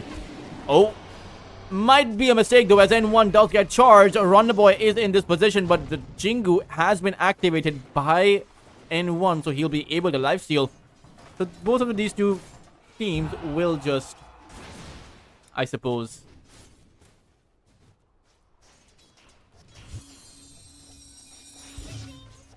fall back.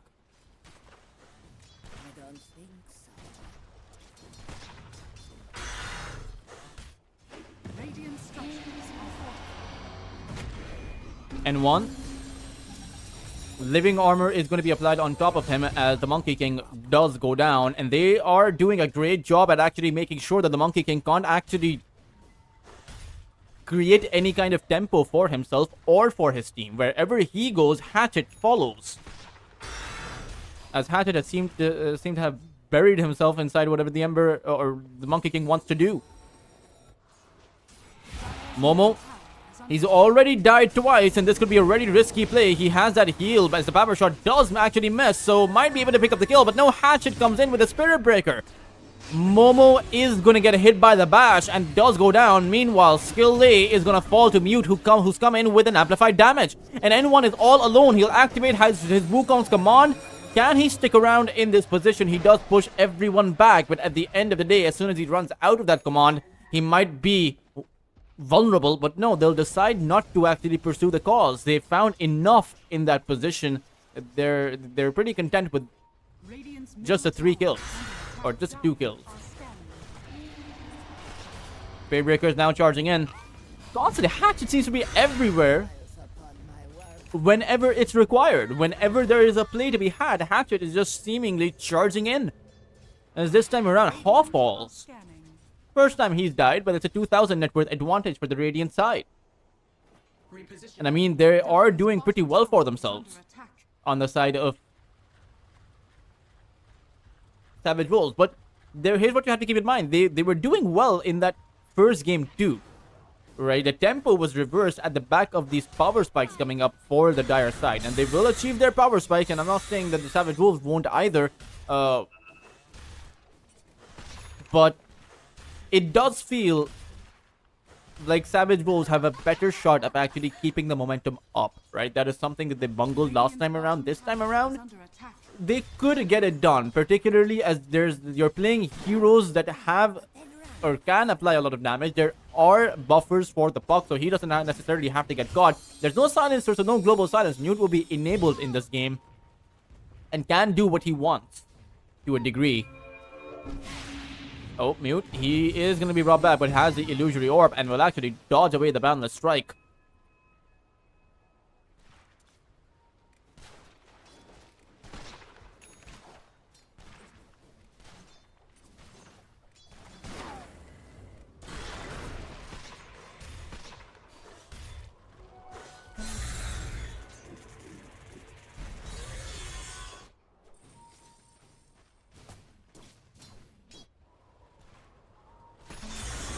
DCMG.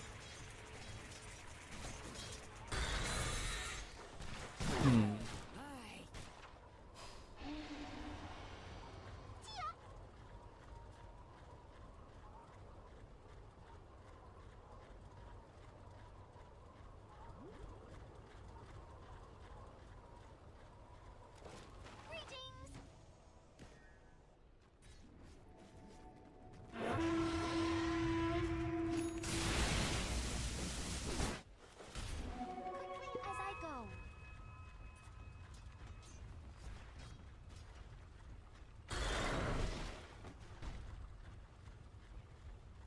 Is going for that Kaya.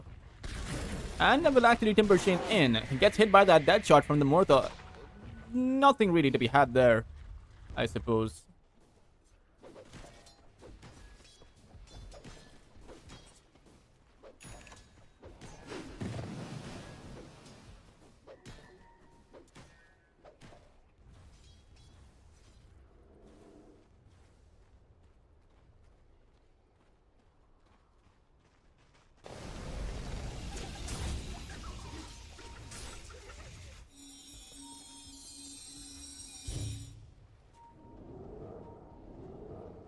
Dire's middle tower is They'll under never attack. see me coming.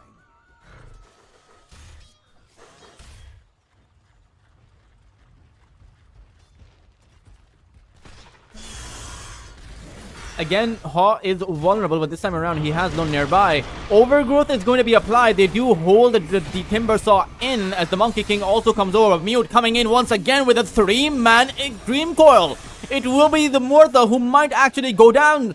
And Haw is just on about 30 HP, will teleport back to his base as no one falls in this team fight. Is under attack. Or this little skirmish between both of these two teams.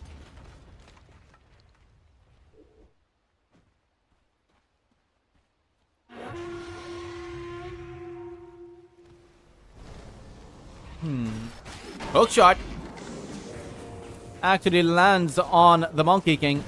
Ronda Boy is there as well with focus fire as the Monkey will fall 8-3 now on that kill feed. The family not really doing the best, and it's about to get worse as Momo gets hit by the charge and will actually go down.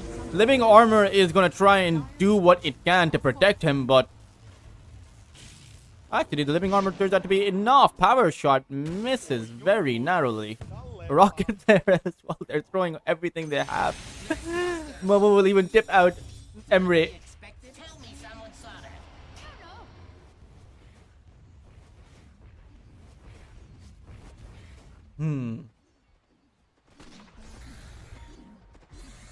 Charge is coming in once more. It's on that Treant Protector. And now the charge is going the other way. I'm there. Dire's top tower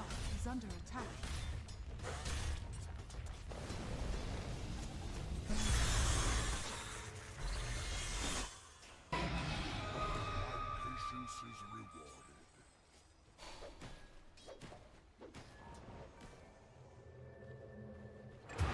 rewarded. Ooh.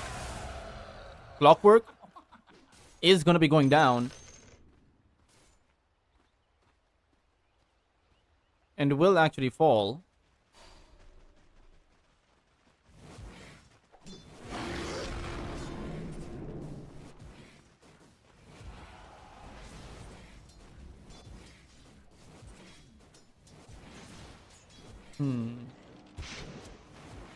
Hi.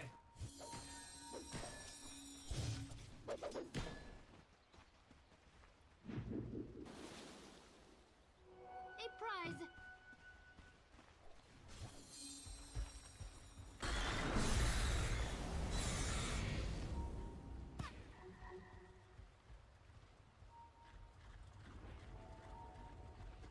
Dire's top tower is under attack. Radiant's bottom tower is under attack.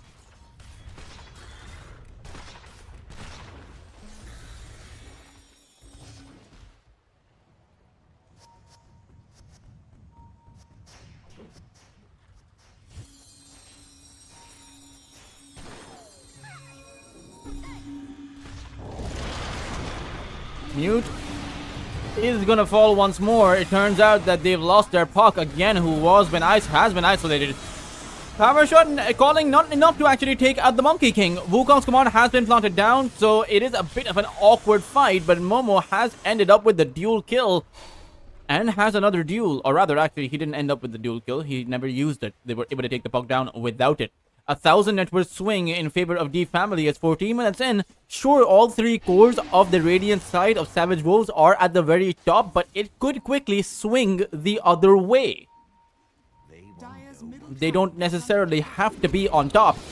As Momo, he is going to get focus fire down. Ronda Boy trying to make his escape. Living armor is applied, but Ronda Boy will be able to take the Legion Commander out. And they even have the Dream Call on Lun. At the end of the day, Skillay, who was coming in with a charge of his own, is not going to be able to save History and Protector. He's not going to be able to save this tower. And D Family, once again, they found a sliver of hope as they took down Mute earlier. But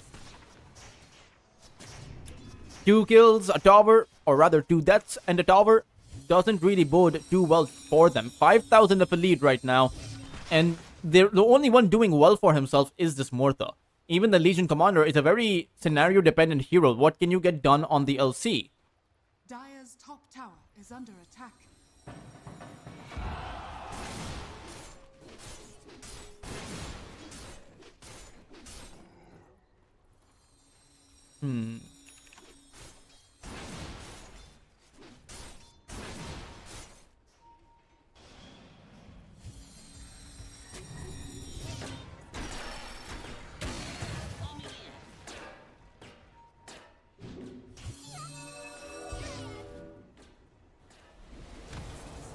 Mute is going to be walking back.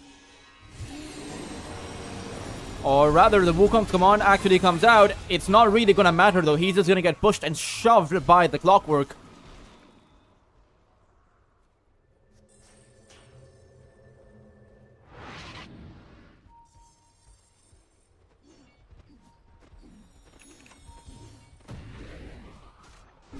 Skillay is going to get hit by the Nether Strike. Living armor is going to be there, but the power shot will actually just straight up take him out. Shot through the heart by Ronda Boy. Dire's top tower is under attack.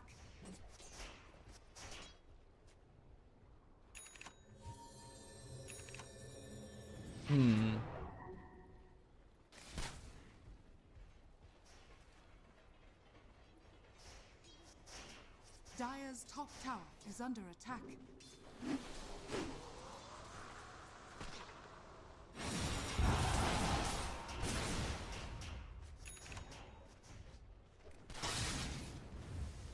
Radiant's bottom tower is under attack. Dire's top tower is under attack.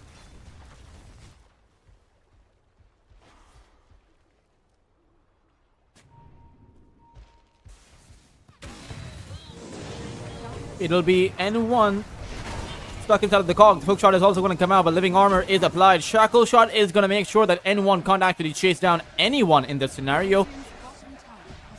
Just has a diffusal blade he's playing with. At the end of the day, even someone like Hatchet, who is playing a support, has the same kind of net worth as a Monkey King. Sure, he's 1,000 net worth behind, but this is a 12-minute item that he's carrying, the diffusal blade. Or even earlier, actually. Not even a 12-minute item. Well, I mean, to be fair, it's a 13-minute item. But it's not working out as well.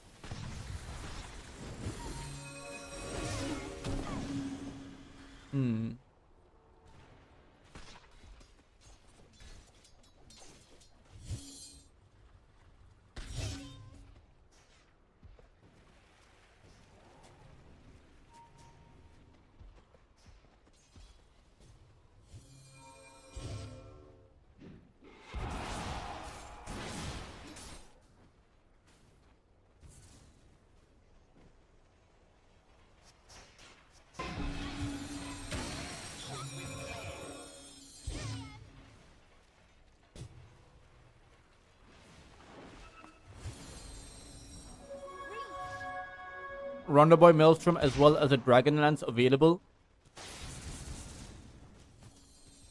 Dire are scanning.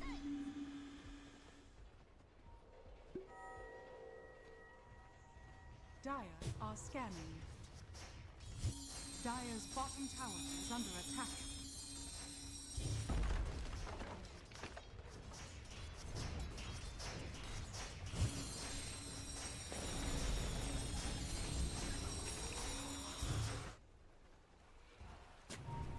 Dire's bottom tower is under attack. Dire's bottom tower has fallen. Hatchet.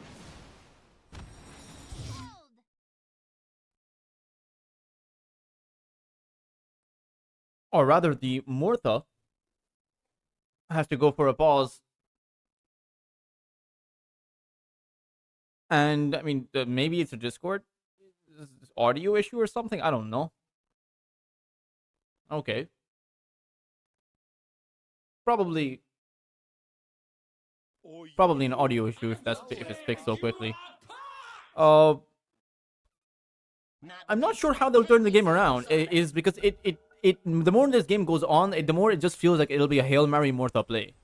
Right? It will just be, in the end, whether or not the Mortha can turn the game around. And that's pretty much just it.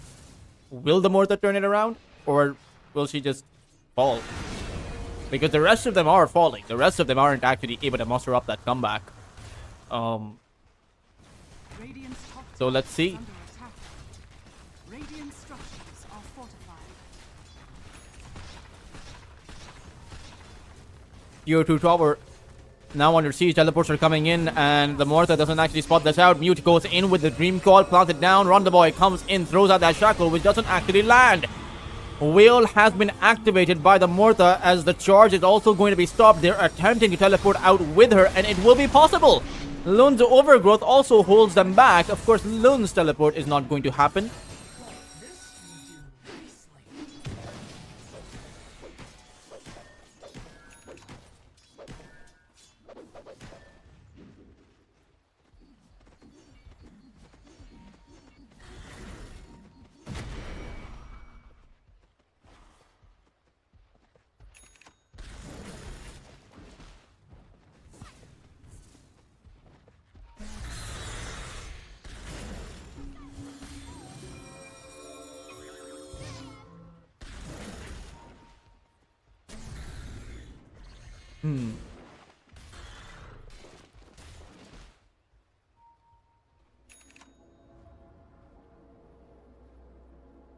Dire's bottom tower is under attack.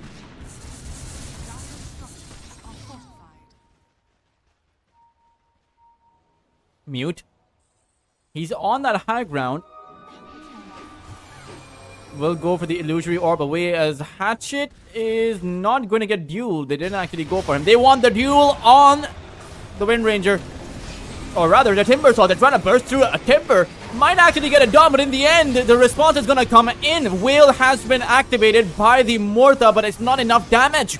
They tried to go in for the timber, and in the end, they will get wiped out. I don't think so. Trying to take out DCMG. He has a Sanjin Kaya. He has 3,000 HP and his reactive armor with so much of that armor. I mean, that is a very shaky target priority. Maybe it's because Hatchet was charging away with the bulldoze. I don't know. I didn't see if Hatchet was charging away with the bulldoze, so it didn't if he had that status resistance or not. But if you want to make a Hail Mary play, it better be on anyone apart from DCMG, because that duel was not working out. You don't have the damage on your Monkey King. He's playing with just a Diffusal Blade. You don't have the damage on your Murta quite just yet, who's just has a Mjolnir, and the Legion Commander, sure as hell, has no damage. He has plus 10. You know, if he's playing a hero that wants additional damage, might as well buy a broadsword and be done with it. You know, 1,000 gold rather than a position 3 slot.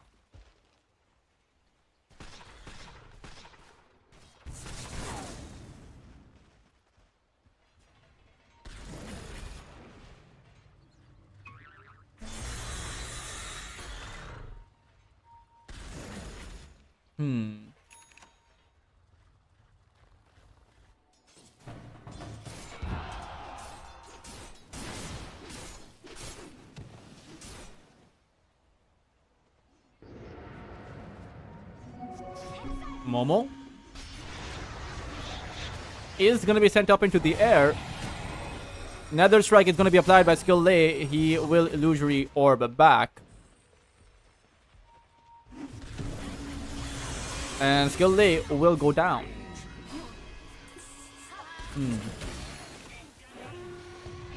Kind of feels like now D Family are in a position where they just have to disengage.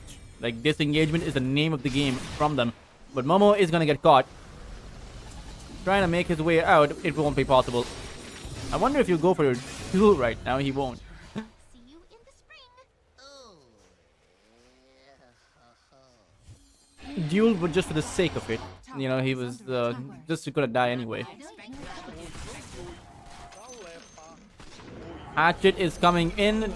Decides not to go on the Morta as soon as the calling drops down. As the Morta has this defensibility factor. As soon as you see a melee hero charging in, you just drop the calling down.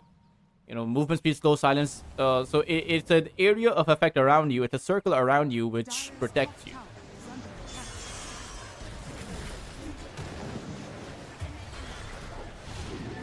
The Monkey King is also going to fall.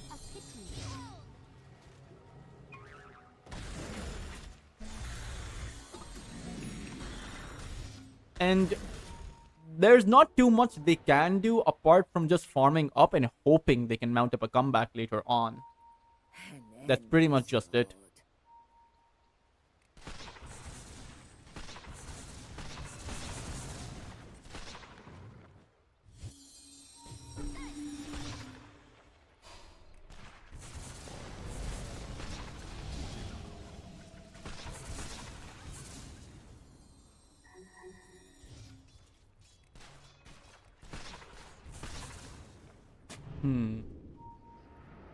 A prize.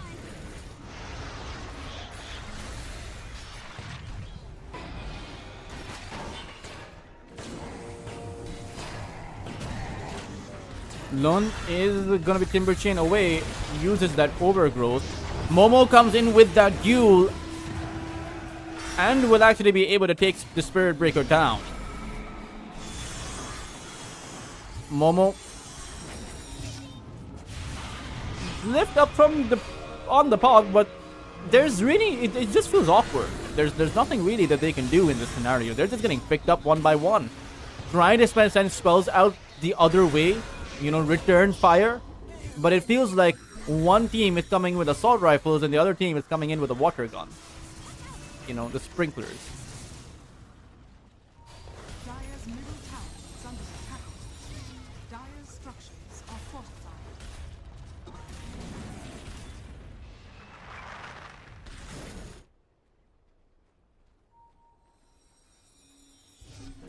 Oh no. Mortha got on her way back. Glimmer Cape is gonna be there. Mute is gonna go in as well. Hammer shot coming in from Ronda Boy is going to secure the kill on the Mortha. Only one tier 1 tower or tier 2 tower left outside of the base, as they will waste no time with this. They want to head inside of the Roche Pit and take Roshan down. Probably will be able to find it with the amount of damage they have coming in from that focus fire. Timbersaw can just soak up all of that HP, so the Roshan is not going to do much.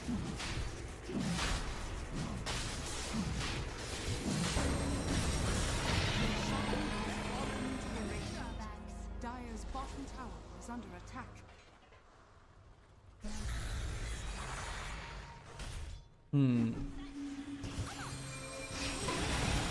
Monkey King is going to be taken out. Ronda Boy Dire's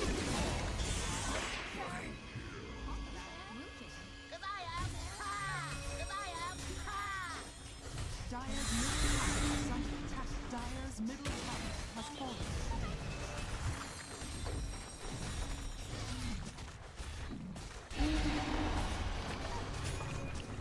or rather, the barracks is gonna fall as well. Dire's middle barracks are under attack. Middle barracks has fallen.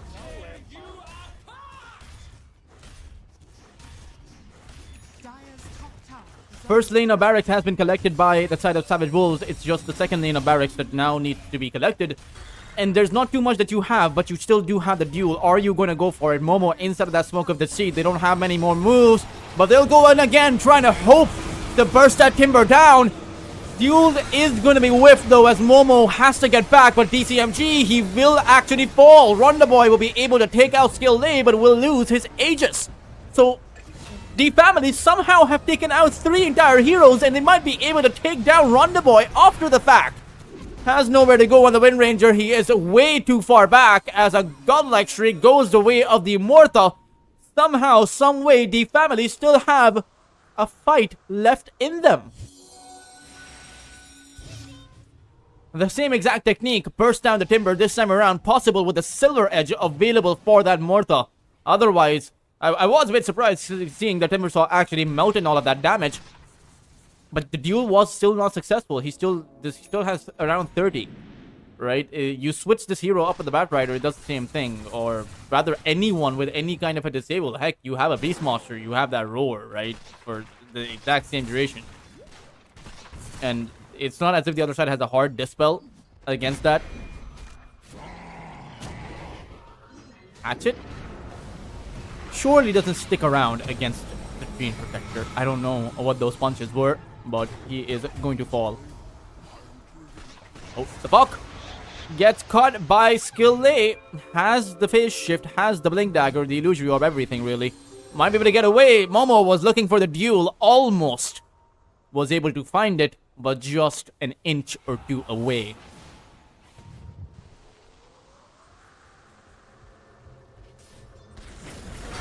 JCMG goes in, takes out most of the tree. Dire's bottom tower is under attack.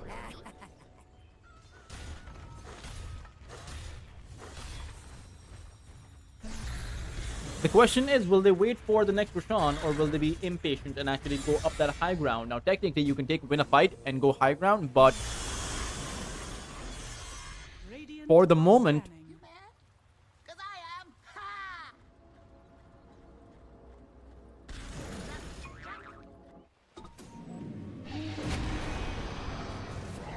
N1.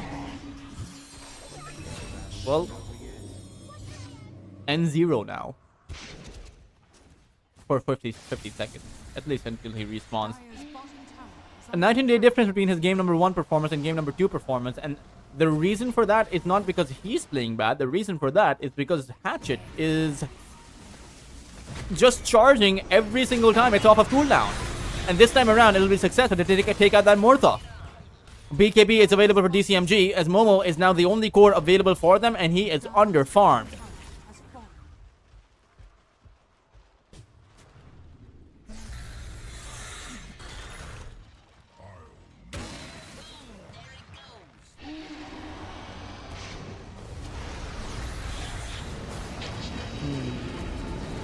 Skill Lay is gonna die too. Second lane of barracks almost collected up. Another strike is gonna come in. And one is gonna be able to drop down that Wukong's command once again. Rondaboy is in very deep this time around. He will force off himself away. And one will be going down. An entire team wipe. That should be it. There is no more of a beating. You know, at this point, if this was a boxing match, the referee would call it. Disallow the boxer from actually competing because they're unconscious on the ground for about 30 seconds, right? They don't have a team available. This is going to be Mega Creep. There's no way you can turn that clock back. It is past midnight.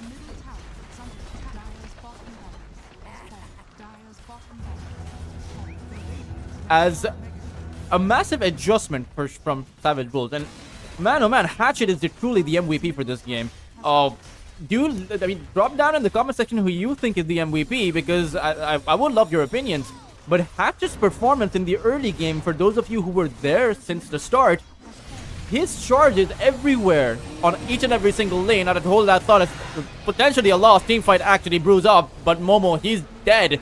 DCMG just outside of that fountain, and no one can even touch him. 3 heroes will fall over here alongside Skillay. One lost hurrah from the Murta. Activates her will, activates the BKB, tries to dish out the damage. It is enough to take out the Wind Ranger, but at the end of the day, her whale has worn off, and now you have to contest against a big, bad Timber. And he will swipe you down. Another team wipe resulting in a loss for the family. Which means that Savage Wolves will be able to play for a game number 3. And potentially maybe even play for the series win. And again, I really do feel like I have to point this out. Just Bury the Hatchet, his performance on the charges coming in from the Spirit Breaker were just absolutely perfect. Mid lane, every single time N1 wanted to farm, wanted to do anything at all, there'd be a Spirit Breaker coming in. Bot lane, anytime that Momo wanted to play even slightly aggressive, Hatchet was there. Even towards that top lane. So it seems like he was making gate plays, TP plays, and charges, all 3 at the same time. And I don't even know how you can get that done apart from just being an absolute beast of a support player. For now, guys, we still have one more game, and we still have one more series after this. We will be back with Lunar Horse Trophy Season 7, the series between Savage Wolves and D Family, to find out who the winner of the series will be right after a short break. So don't go anywhere and stay tuned.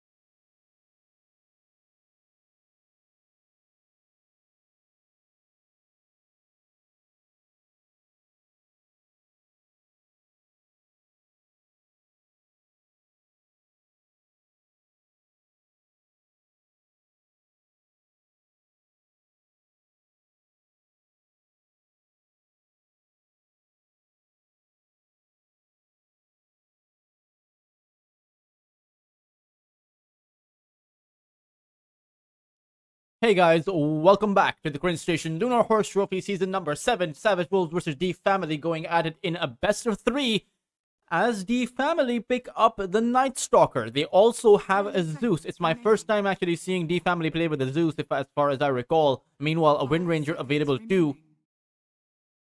So this is either going to be a Wind Ranger core or a Zeus core. And I do recall Juju playing the support Zeus, but no other team actually does. And it kind of feels awkward to be the Zeus against the Spirit Breaker. If you don't have your Thunderbolt at the ready, you're going to get charged and pretty much just die. But Savage Wolves going back for the Spirit Breaker makes a lot of sense. This is a hero that they are really familiar with, know how to create space with it. And I'm really surprised that D Family don't ban out the Puck. They leave that one up for Savage Wolves to actually play. Radiant team ban. Savage Wolves pick up the Centaur, interestingly. And I do imagine that the reason D Family did not ban out that Puck was because they have this Night Stalker. They have the means necessary to actually take this Puck down. 10 seconds remaining. 5 seconds remaining. Dire team ban.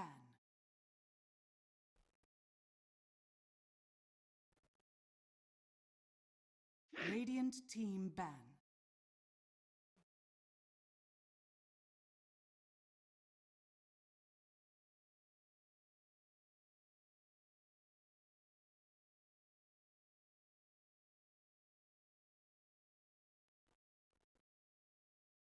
Ten seconds remaining.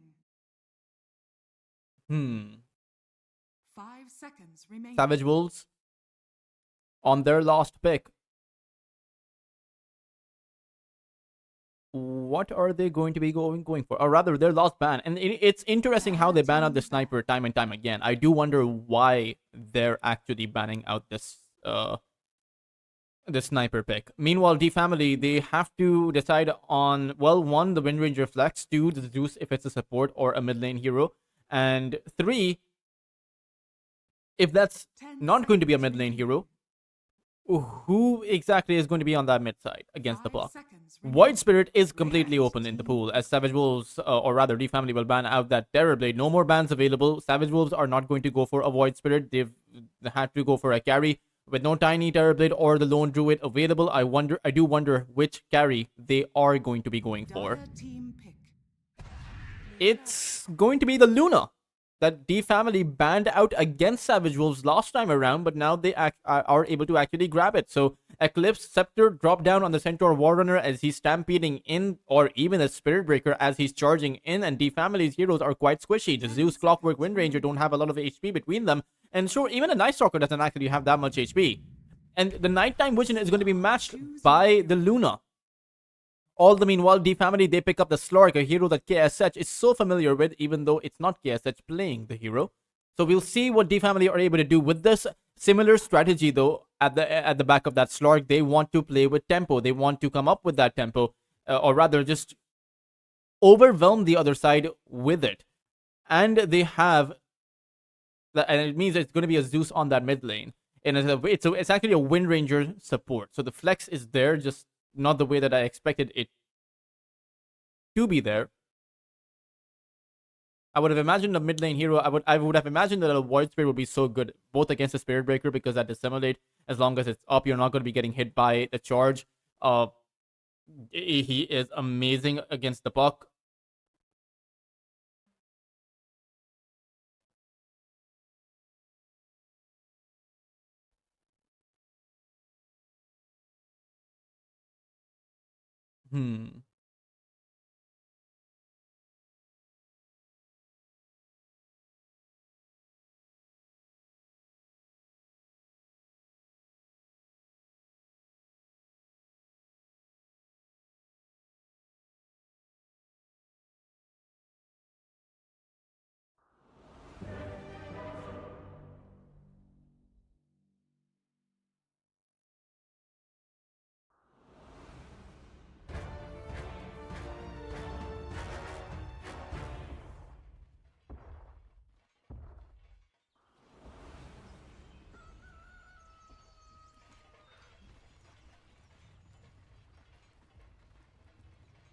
Prepare for battle.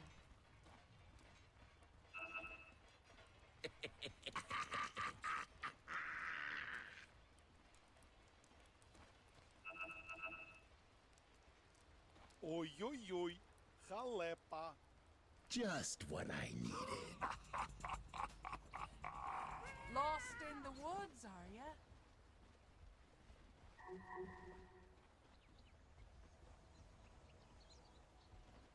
And I forgot I have to adjust the overlays as well. Ah, that tickles. There we go. Ah, that tickles.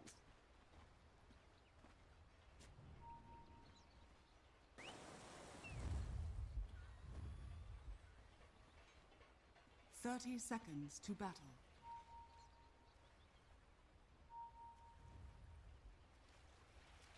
As game number 3 is before us, it is nighttime, so if you want to make a move, you do it now. But how do you make a move? Because all 5 heroes from Savage Wolves are nearby, and Momo does not want to go in. Can't actually trade against that Centaur. Not that great into the Luna either, the Night Stalker. The battle begins. And the reason he's not that great is because, sure, the Dark Ascension is a good ability, but do you really, or can you really chase inside of an Eclipse? You can't. Not unless you have that BKB, which leaves a lot of the timing that the Night Stalker is really strong in the first 20 to 25 minutes. Not that effective. But at least against the Luna. The other heroes, Emre is vulnerable. The Puck is vulnerable, so is the Clockwork. But perhaps the reason for why they picked it is because of the Puck, right? So that's probably going to be their kill priority. They've realized how good Mute is on that hero, as long as he's protected, as long as they have the target priority set out. And so they'll be able to make that play.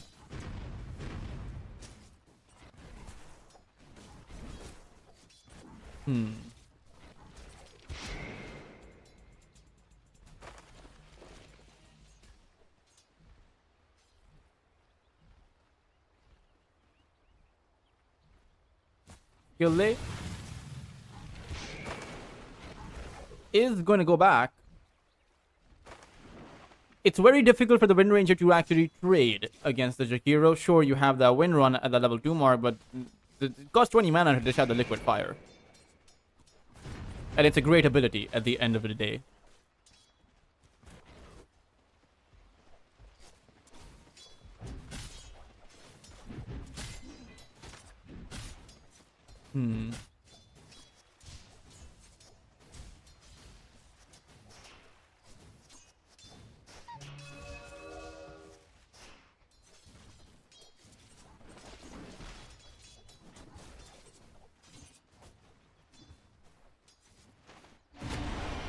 Clark also trying to trade it out.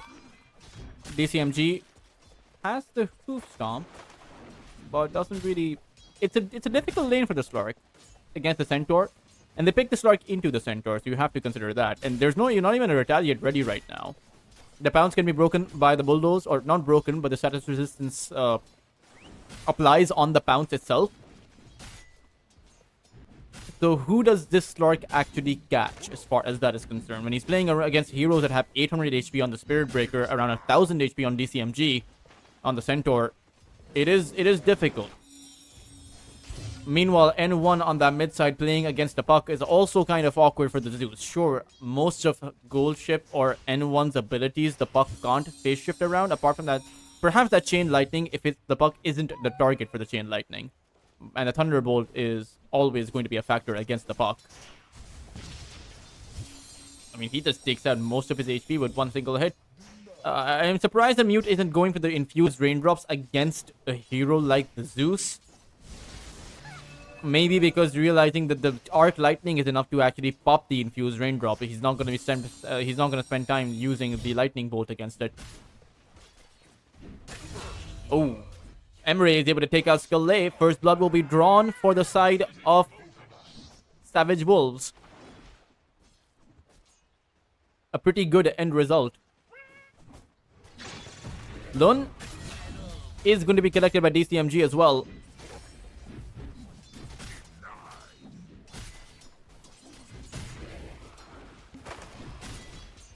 Slark will walk back with that healing salve.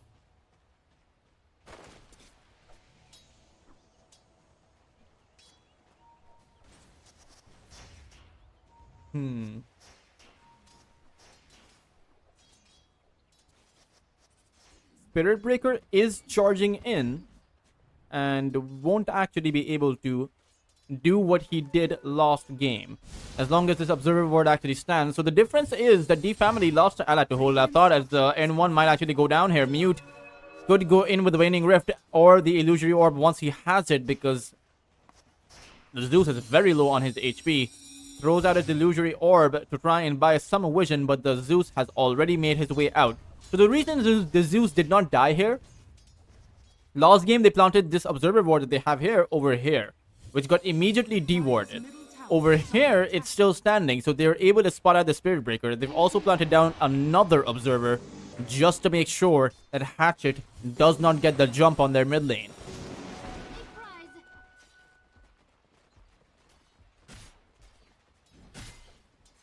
DCMG. Infuse raindrops almost on the Centaur as soon as the courier brings them over.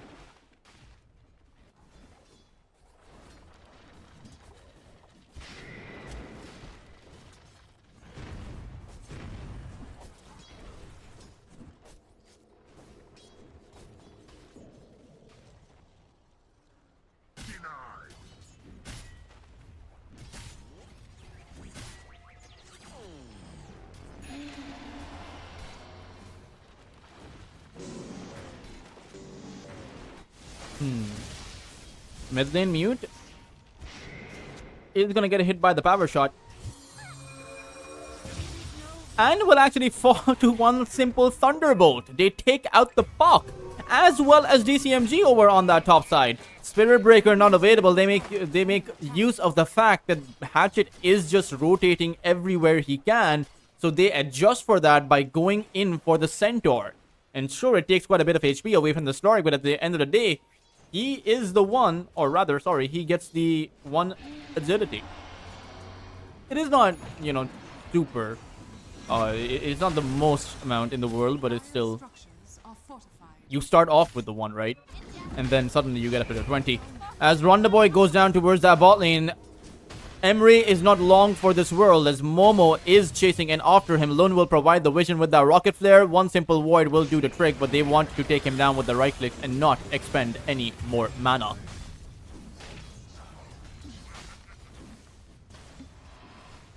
Catapult is going to come in, and the tier 1 tower is going to fall. Armor power.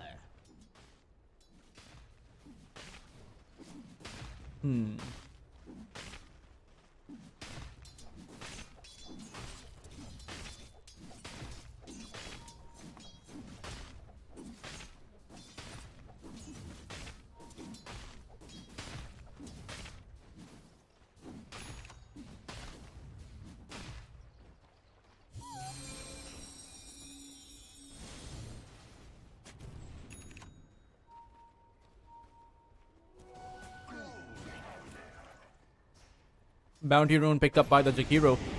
As over on that outside, there's that Dark Ascension. Ronda Boy does not have the Eclipse, and even though there is a charge coming in, Momo might look for a play here.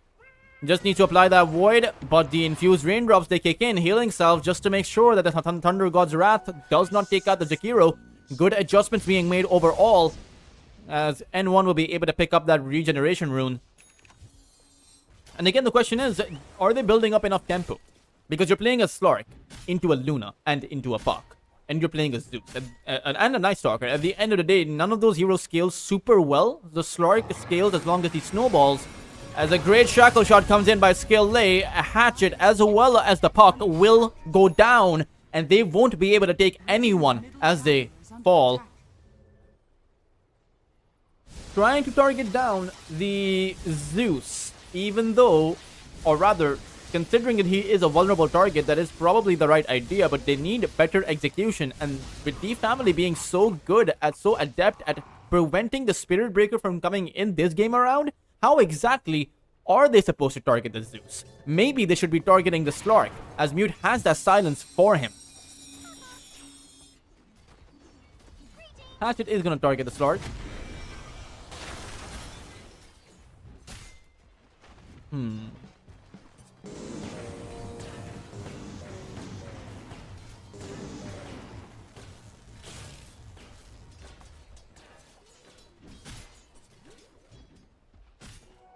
fitting bounty.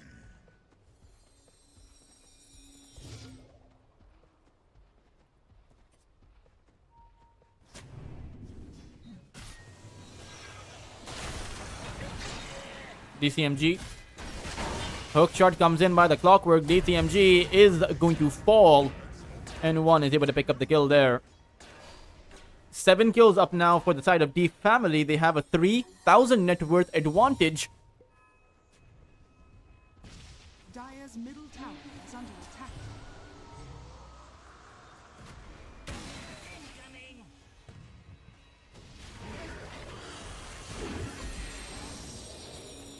Mr. Isaac Newton, or Emery as he is formerly known, is not long for this world. He'll dodge that power shot. I mean, he can play Matrix all he wants, but he will have to face the red pill sooner or later.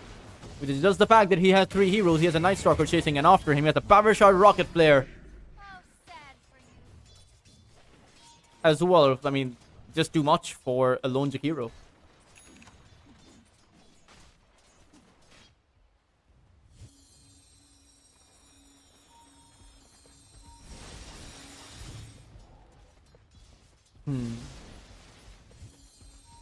Dire are scanning.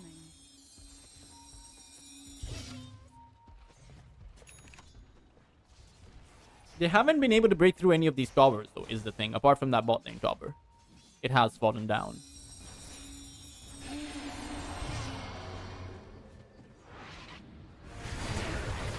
Rondaboy is going to fall. A successful rotation coming in, and even though you lose Lun as well as Skillay, taking him down. Oh, rather, no, Skillay, he finds a power shot! And Hatchet has no mana to chase after that Wind Ranger. What a play coming in by Skillay, one of the better Wind Ranger players in Southeast Asia. And the fact that the Clockwork was traded out for Lunar is completely okay. That's a support for a core, for a carry.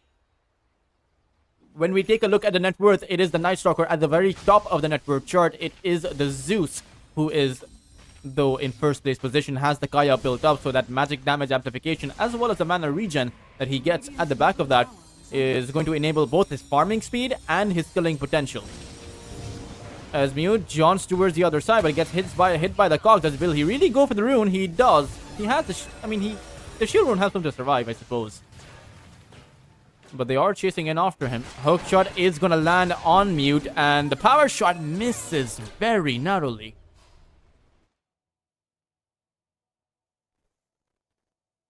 The game will be paused, but they should be resuming into it as soon as they're ready.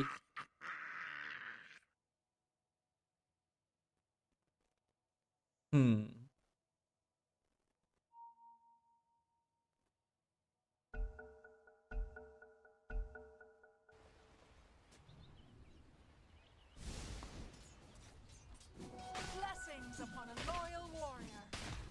Behold!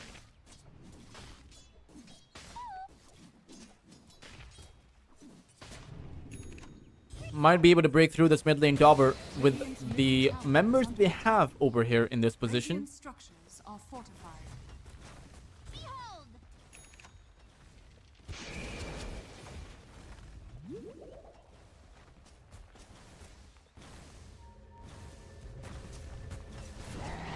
Hatchet. Galley is gonna get hit by the ice balls, and a dominating streak goes the way of Mute.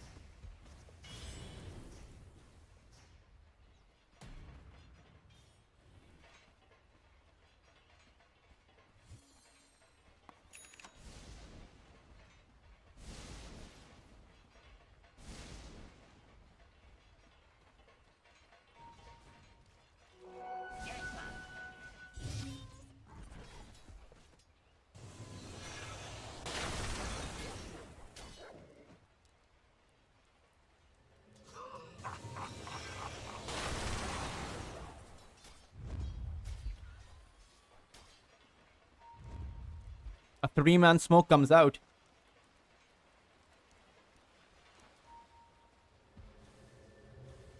As Hatchet.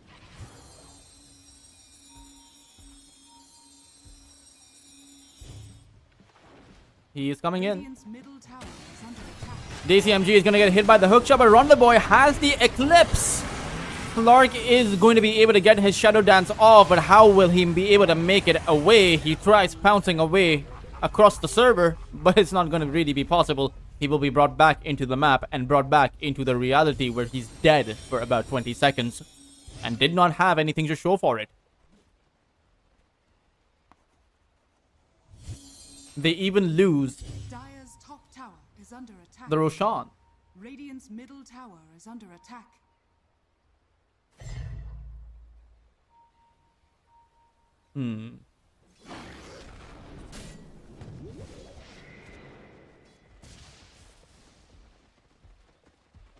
Or sorry, what am I saying? They lose the Shrine of Wisdom, guys, not Roshan.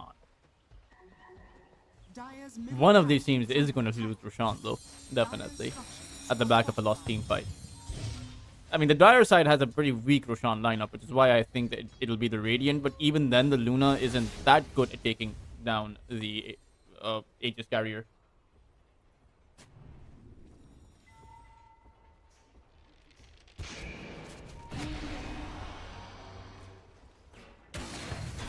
Ooh, Hatchet will dodge away the hook shot. Wow, that was nicely done by the Zeus.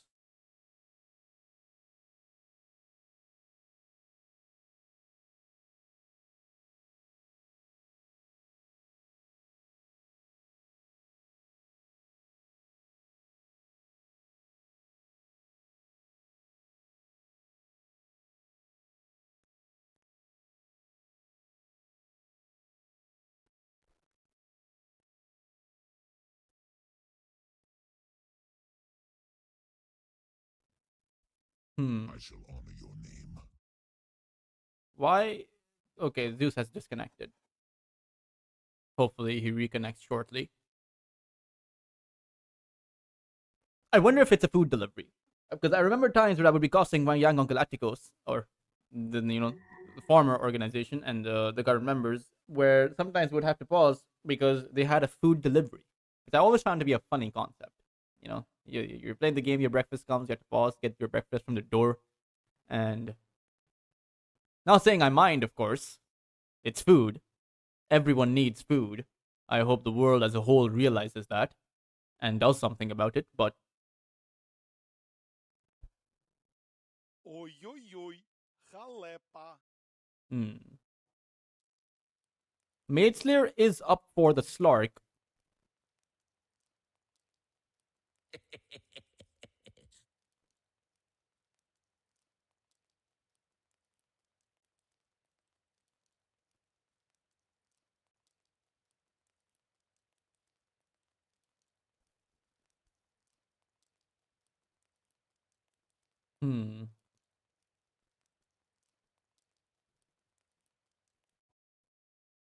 Luna has a decent-ish farm. Is ahead of the Slark in that regard, but the Slark has more impact at the current point in time because of that Maidslayer. Hard for the Slark to actually apply the Maidslayer though on the Puck, on the one hero he needs to, or rather, the one hero on which that debuff would be most useful. The rest of their lineup is, I would say, not that effective. Or to disable down with the Maidslayer. I mean, Jakiro would be the other target. Jakiro, Luna, Puck. Those three would be the targets to actually apply the Maidslayer to. And the Star's job is to actually carry the game. So he is going to, I mean, probably successful for the Luna itself.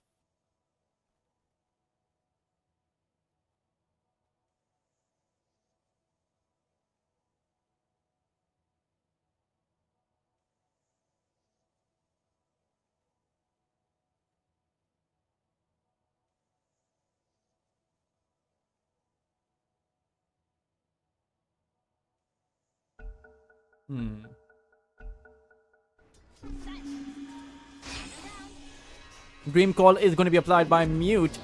on skill late. Ice Path is going to be there disabling his wind run, and he will go down. And again, And precise. it's not that bad, but I mean, you're trying to create space. Momo activates his Dark Ascension, and that will be a kill. All the meanwhile, DCMG trying to stack up against the Slark is going to realize that you have a hasted Zeus coming in. Stampede is going to be there, forced out by the Zeus. As every time the Dark Ascension goes up, you do have to get back.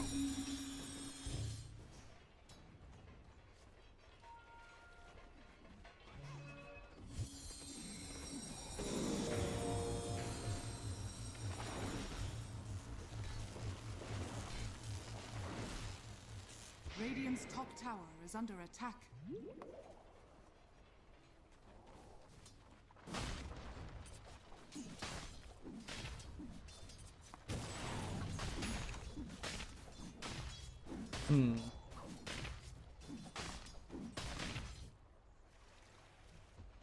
There's a charge on... Whoop. Okay, no. There's a charge on Momo. The puck is going to come in. Mute drops down his Dream Call. Has that Witchblade as well. And with 5 euros on top of this Night Stalker, he is going to be the one to get stalked instead. Does play favorites, Night Stalker. Every coin helps. As he goes down.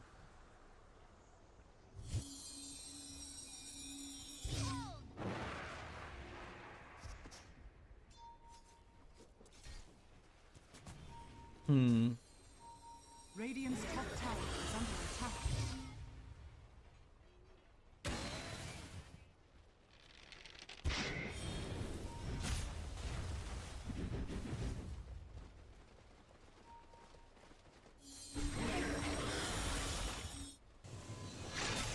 DCMG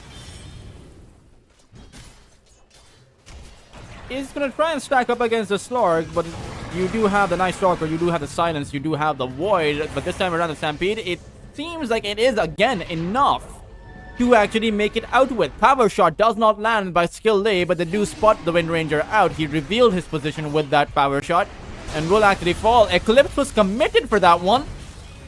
As DCMG, again, he is in a bit of a bind, but is able to fight back against Lunar. And now with no Eclipse, they know this, so they'll be going towards the Luna. However, N1 has fallen. Momo should be able to pick up the kill, though, has the Blink Dagger available. A 3 for 3, but it's about to get a whole lot worse with the Night Stalker jumping in with that Silence. It's going to be Emre who will get picked up by the Slark. Meanwhile, the Night Stalker trying to stack up against the Centaur slows him down. DCMG uses his Hoof Stomp, but you do have the Slark nearby. It's just a question of, do they want to really dive in? Yes, they do. Night Stalker goes back in. DCMG gets baited out of his own base. Should not have gone in.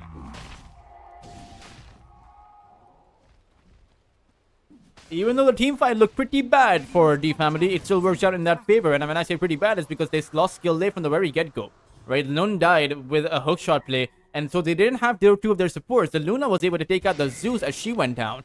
But still, it turned out that the tag team duo, the Slark and the Night Stalker, they were able to go to work. Momo and Haw playing together to take out the rest of the remaining heroes. Momo took out the Luna, the Slark took out the Zekiro, as well as the Centaur.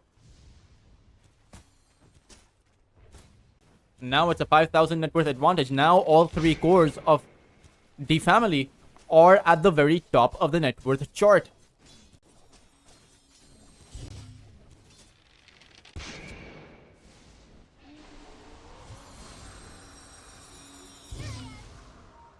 Mute drops down that Dream Call as Ronda Boy went down again. Charge is going to be there, but Spider-Man, or rather Haw, is coming in. They took down the Luna. Sure, skill they died, but does that really matter? Especially since they are about to get revenge for skill lay by taking out a support away from Savage Wolves. Radiant's bottom tower is under attack. Dire's top tower has fallen.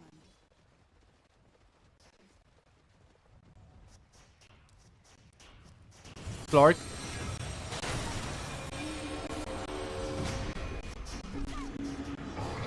Is gonna be silenced down. and is actually gonna fall. Shadow Dance not enough to actually save him. Shadow Dance isn't actually it's a seems like it's a great spell, and it is in fact a pretty good spell.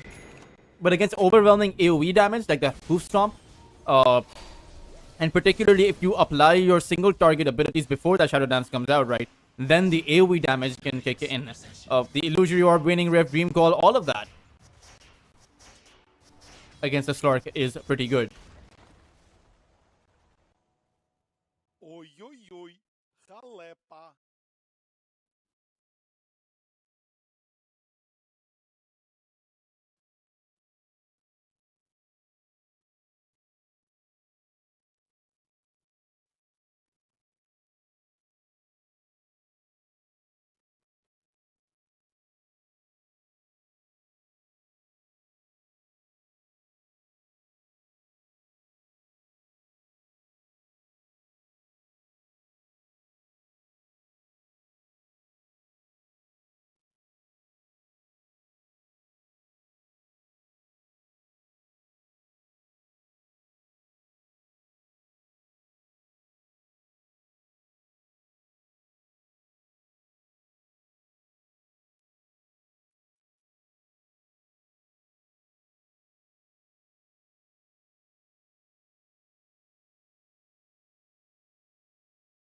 Oi, oi, oi.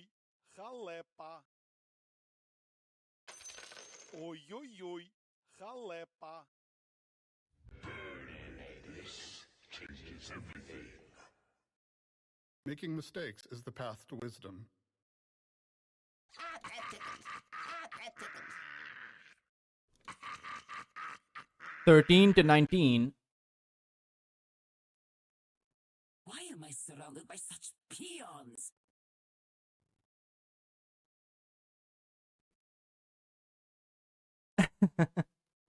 Momo asking the opposing mid laner to unpause on his teammate. Oh, that is funny. He probably means it as a joke as well. When I say probably, he almost definitely means it as a joke. When the almost bit is probably because I don't know him, so I assume it is a joke because that sounds like a joke. Goodness. By my whiskers, that's good stuff. This can't be good.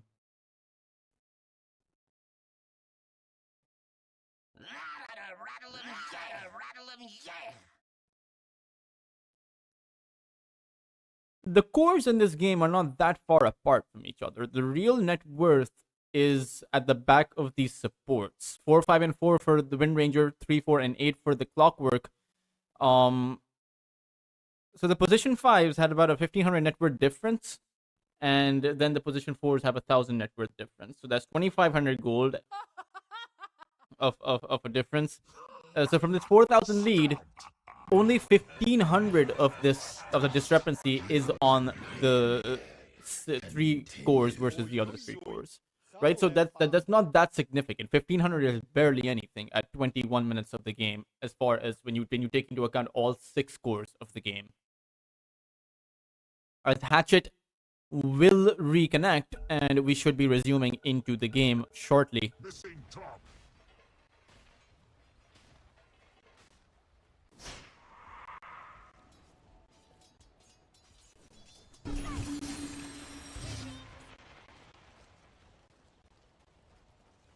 Do it with flair.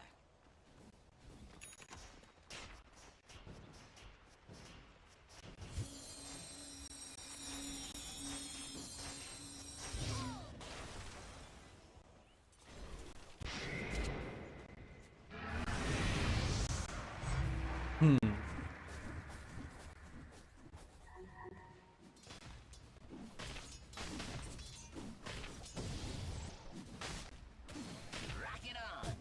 Dire's bottom tower is under attack.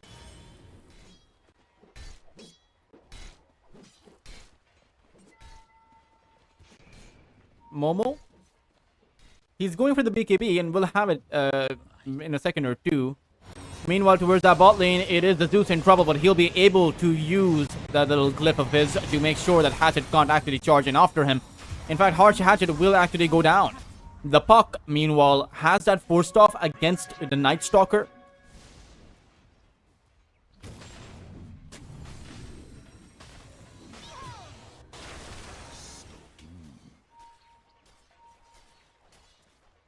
Dire's top tower is under attack.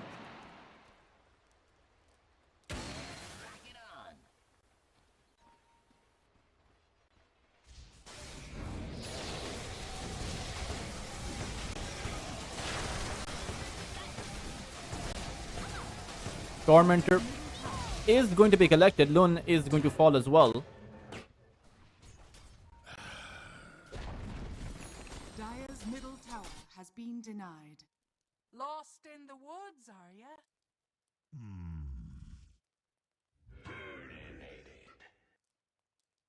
This changes everything.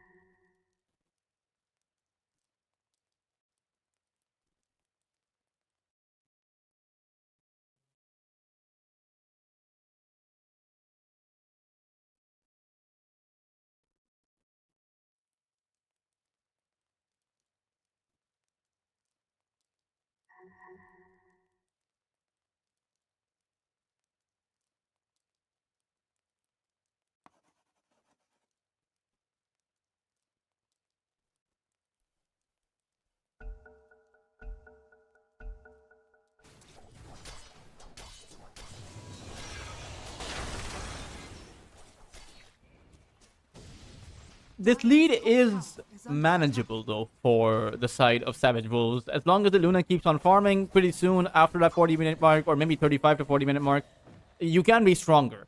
As long as Mute is also just farming away. Night Stalker isn't going to scale as well. Ooh, they do find the Slark, Hoof Stomp, Double Edge, Illusory Orb, everything thrown on top of Paw, and the Slark isn't going to scale as well against the Puck. Especially since DCMG could have an Aghanim Scepter as well later on in the game, where he's going to be able to just draw the Luna away from the Slark, right? With that Workhorse. When that kicks in, it's going to be very difficult for the side of D Family to be able to get anything done. Zeus is going to be coming in. Tower is under attack. Dire's structures are fortified.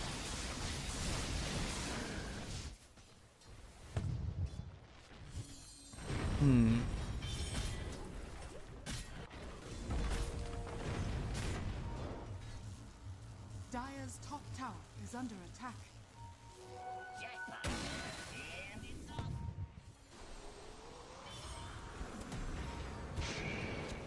Jakiro is going to be going down. DCMG. Oh, Jakiro isn't going to be going down. Well, physically, he's walking down. 3,000 of a net worth disadvantage.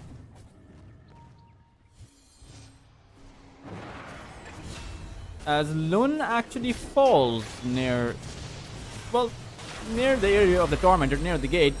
You do have the Slark here. He's burnt away most of the Centaur's mana, as DCMG has really nowhere to go. Night Stalker now comes in. Mute inside of the phase shift will not be able to... Well, I mean, he does manage to actually phase shift or Illusory Orb away, or blink away, but will not be able to make it very far. You do have a Night Stalker chasing in after him, as Mr. Jakiro or Emery has, I mean, nowhere to go. That Dark Ascension is going to find the Jakiro as soon as he runs out of his Glimmer. Even Hatchet died, so 4 heroes go down at the cost of just 1 Clockwork. And again, this doesn't help you if your plan is to be able to hold on to the game. Sure, Ronda Boy was not involved in that fight, and that was a very smart decision by him. Just continue farming up while the rest of your team, you can make space, but you can't lose Dire's top in tower is your under entire attack. lineup without getting anything done. You give them away the space to go for Roshan, which was supposed to be an objective that Radiant were stronger with. But now they're going to be able to poke Roshan down with a Zeus. You have the Slark as well.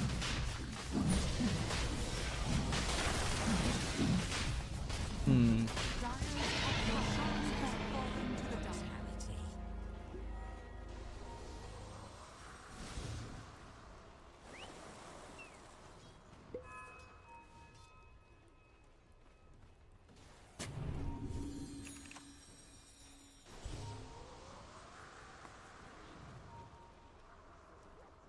Dire are scanning.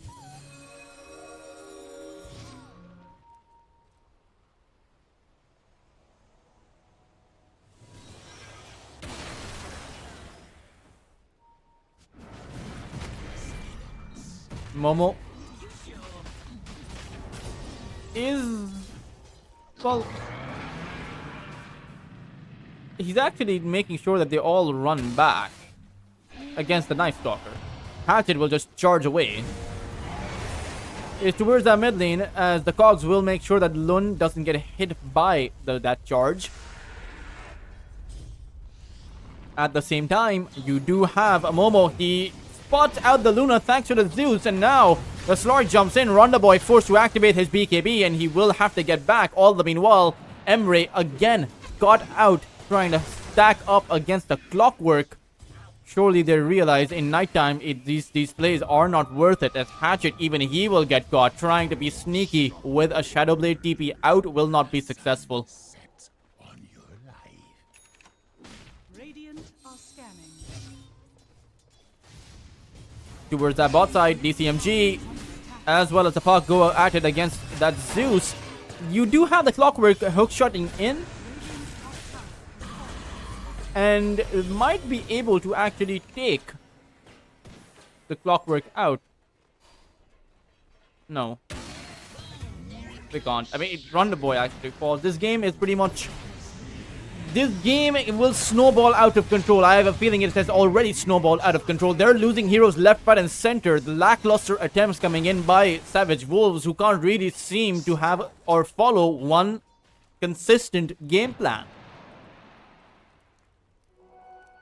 Their mind state, their game state looks all over the place, really. Wind Ranger, or rather the Spirit Breaker, coming in with another strike on the Wind Ranger. Skill lay. Radiant's middle tower is under attack.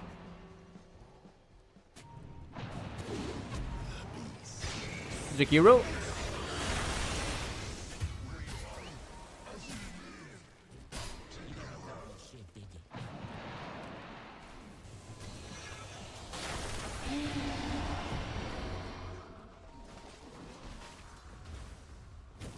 Radiant's top tower is under attack. Radiant structures are fortified.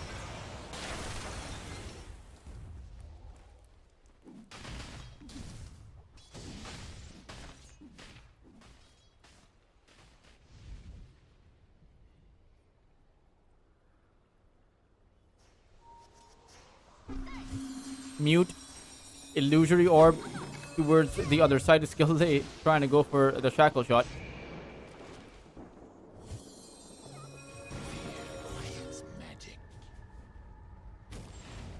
As the Night Stalker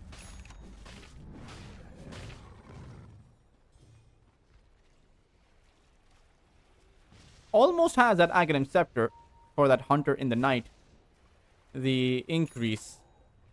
There we go. 132 attack speed, 53% movement speed.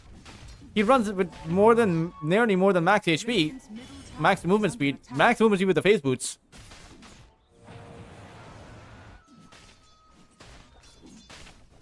But only at night time is the thing. He has the Breck. They named this spell Breck. Pretty great ability to farm with, to be honest. Just instantly kill a creep, even if it's just, you know, level 1.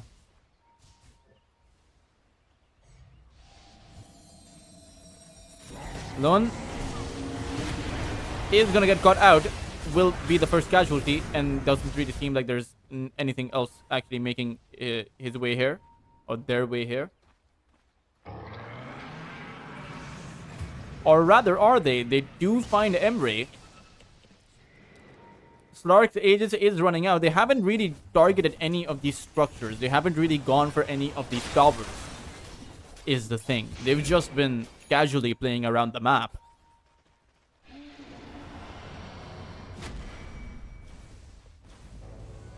As the Aegis does expire, and you do have to consider the fact that that Savage Wolves have a formidable high ground defense. They're not going to be able to push high ground against them if they're not going to go in for it right now.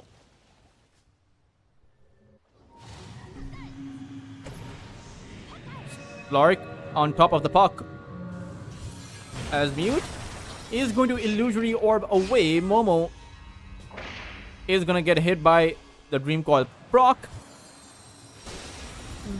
Are they going to consistently chase after Mute though? They know he has no teleport out, is the thing. So the Night Stalker is going in after him and will be able to take out the Fairy Dragon. And again, Mute getting caught across the map is how they lost game number 1. He is their playmaker. Hatchet also gets picked up by Skillay.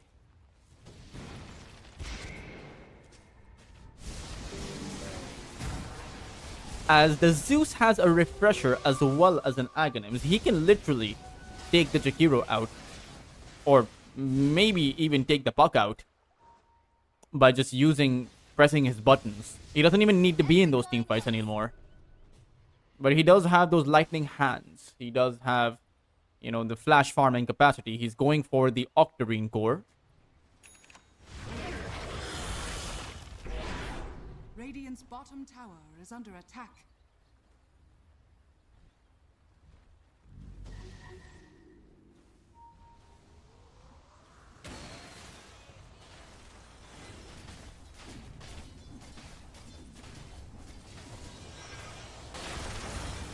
Radiant's bottom tower is under attack.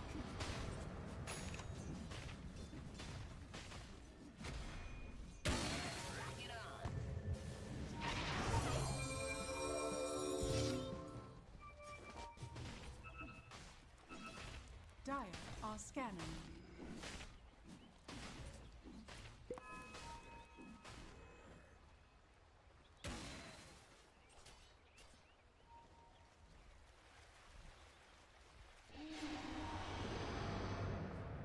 Radiant's bottom tower is under attack.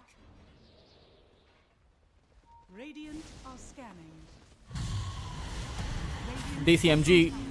They'll be able to find the Zeus, take him out. The response, though, is coming in from the Slark. Are they going to be able to do anything? Or will everyone just escape? They do find DCMG. Will be able to at least pick up a Centaur for their troubles. And not a bad trade, but it holds the game off. That is the big problem for D Family. 11,000 of a lead is all well and good, but when you consider who's at the very top of the net worth chart, it's the Luna, who has the BKB, has the Hurricane Pike, the Manta style, and is actually going for the butterfly, has an eagle song flying towards her. Should be able to get to that butterfly in the next few minutes. As the Slark goes in, Dark Pact is available. Shadow Dance will not enable him to pick up the kill though against that forced off inside of the tier 4s. As Mute drops down that Dream Call, now no more Shadow Dance, but uses that Death Shroud. Doesn't have a pounce available for around 3 seconds, but will be able to overcome that distance. Just needs to make it on that high ground to be able to make it out. They are chasing in after him, and they will be able to slow him down. Shadow Dance is going to come in about 6 seconds. Can he actually stay alive? Has another pounce available, and should be able to make it out now. Oh no, the Ice Bots comes in! From Mr. Newton, the 200 IQ play. That was 1 second of a difference. Had that Slark gotten that Shadow Dance off, he would have survived.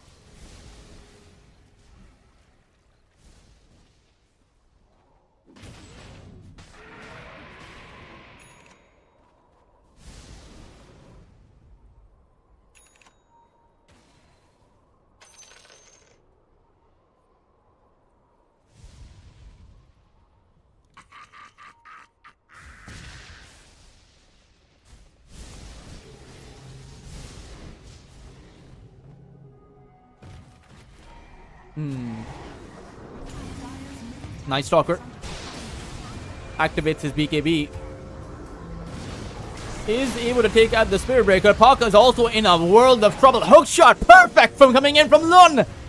Isaac Newton or Emery is going to die as well as Skillay goes in with the Focus Fire, forcing out Ronda Boy's BKB, and now they can go in. Dark Ascension has been popped. Ronda Boy does not have a teleport available, but they're chasing after DCMG. No, they want the Luna. They have their target priority set out, but the Slark is not available. You do have N1 though. He has plenty of spells in handy, but DCMG, he will be the difference maker, protecting his Luna with that hoof stomp.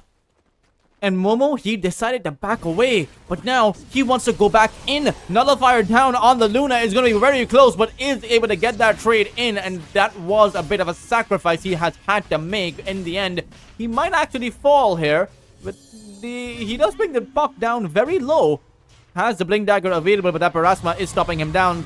Roof Stomp lands alongside that Shiva's Guard, and the Night Stalker is dead. But still, the puck did buy back. And you do have to consider that fact. And they managed to take down the Luna at the end of the day. Where's the puck? The puck is here.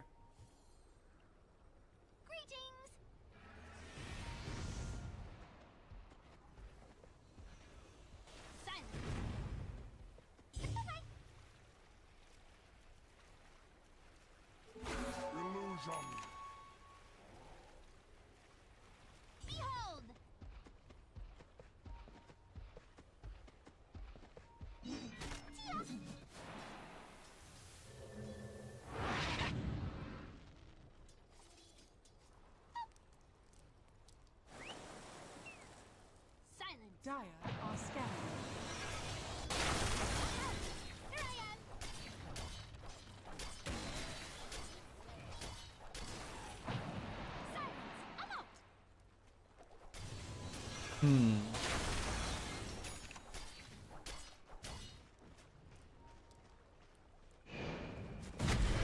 Kill late.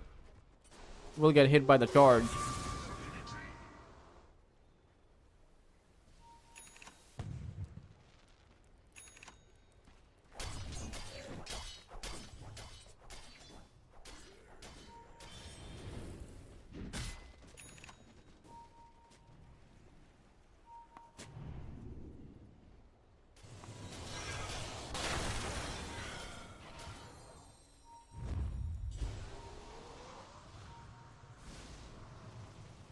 Wind Ranger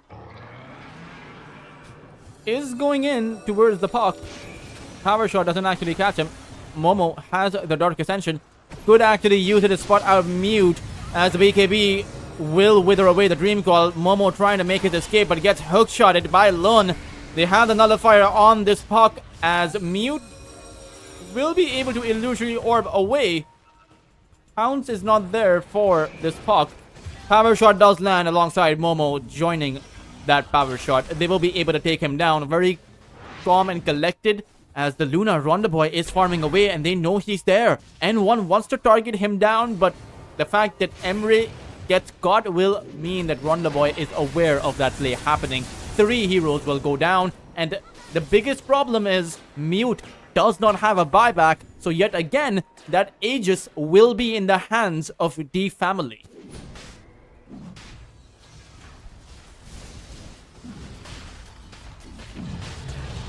And there's not too much the other side can do about this. They kind of just have to let this go by.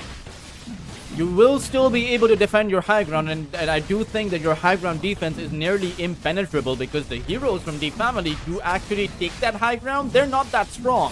Now, whether that means this is going to be a 60+ win a game, or if it's going to be Savage Wolves making a mistake and dying outside of the base, allowing D family to make their way there, or if it's, goes late, D family start losing these team fights, as they should start losing these team fights from my estimation, as long as the puck can actually figure out how to find his farm, because he has fallen down quite far behind.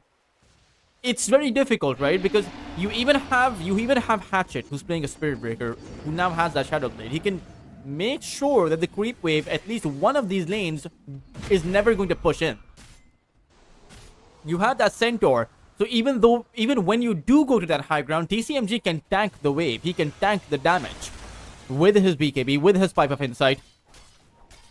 And you have a Jakiro with the Macropire, with the Ice Balls. It really does feel like Shark Squad, or sorry, I'm saying Shark Squad, that's the next series.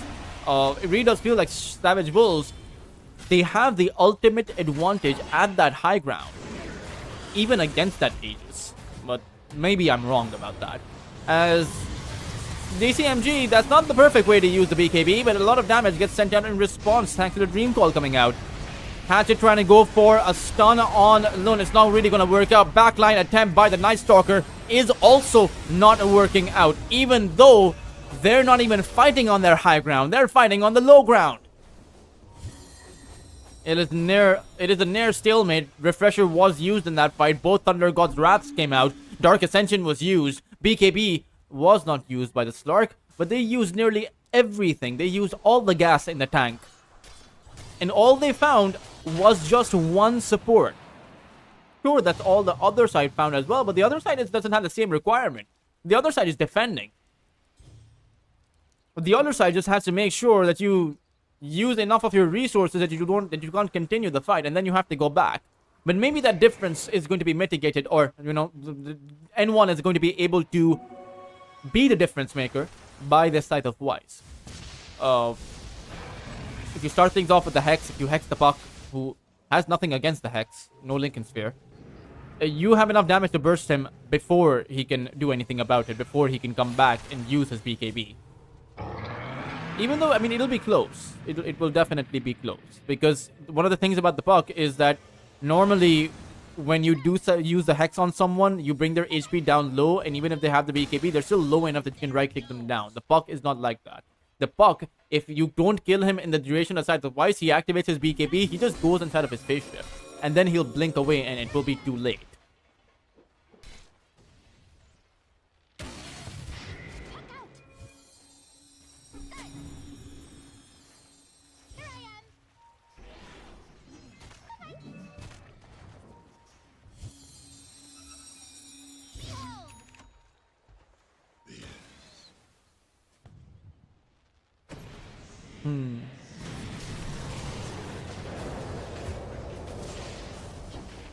Jakiro does go down. Dire's top tower is under attack. Radiant's bottom tower is under attack.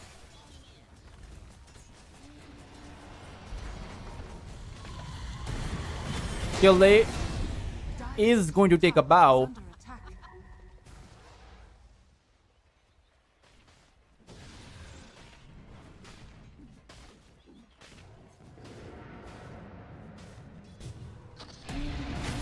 As even the Clockwork might actually fall once more. Luna has nowhere to actually go. Will just use the use on himself and just run the boy. 31,000 net worth on the Luna. Has a full satanic. How does this Slark actually poke that Luna? He doesn't even have that MKB. He is farming up for it, sure, but then when he has the MKB, who else can actually hit the Luna? Is it Momo? He doesn't. He's also going for an MKB. So everyone's gonna join in on the MKB party. They all want the Monkey King bar.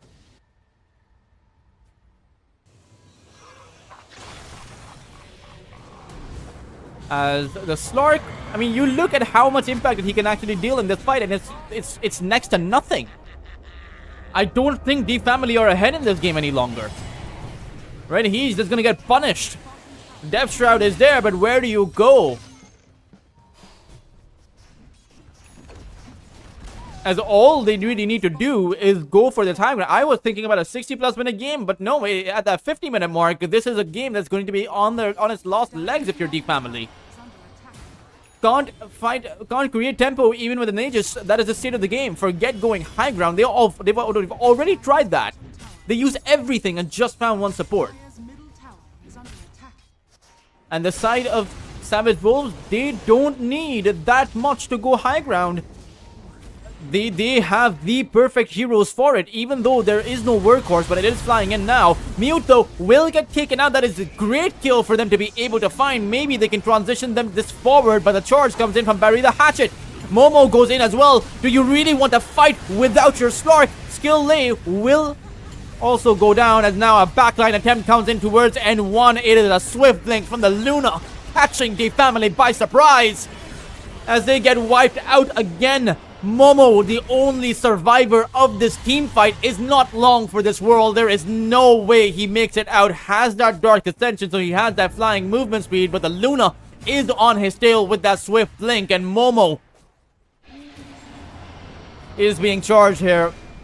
Stunned down by the Spirit Breaker and will actually fall. Luna, who bought back will be able to force off himself towards that high ground. But again, swift link in by Ronda Boy. Lunar will be allowed to walk away. But now look at the difference between both of these two teams. When this Zeus is down for about 50 and the Night Stalker is down for about 60, look how fast these towers will melt, or rather the barracks will melt once this tower goes down. Dire's middle tower D family cannot do the same thing even if they were to approach the other side's base. Meanwhile, Ronda Boy consistently keeping his head in the game, making sure that he's not falling prey to the kind of tactics that his team was trying to, force these fights all around the map. And sure, maybe in some way, those fights were necessary to give Ronda Boy the space that he Dire's bottom barracks. needed at the time to be able to get this big. But whatever it was, it clearly worked out in their favor. And now D family, we're approaching that 50-minute mark, and I'm not even sure if they can make it to that point. Only one lane of barracks required. No Night Stalker for about 30 seconds. And if you decide to force the issue here right now, you might just lose the game. Dire's structures are fortified. Charge incoming in, but instantly the Spirit Breaker is pushed back. At the same time, Mute goes in towards that backline. Zeus taken out. No buyback available. 4 heroes have fallen, or rather just the 3. The Night Stalker was never there, as Haw is going to be collected as well unless he makes it back to the fountain.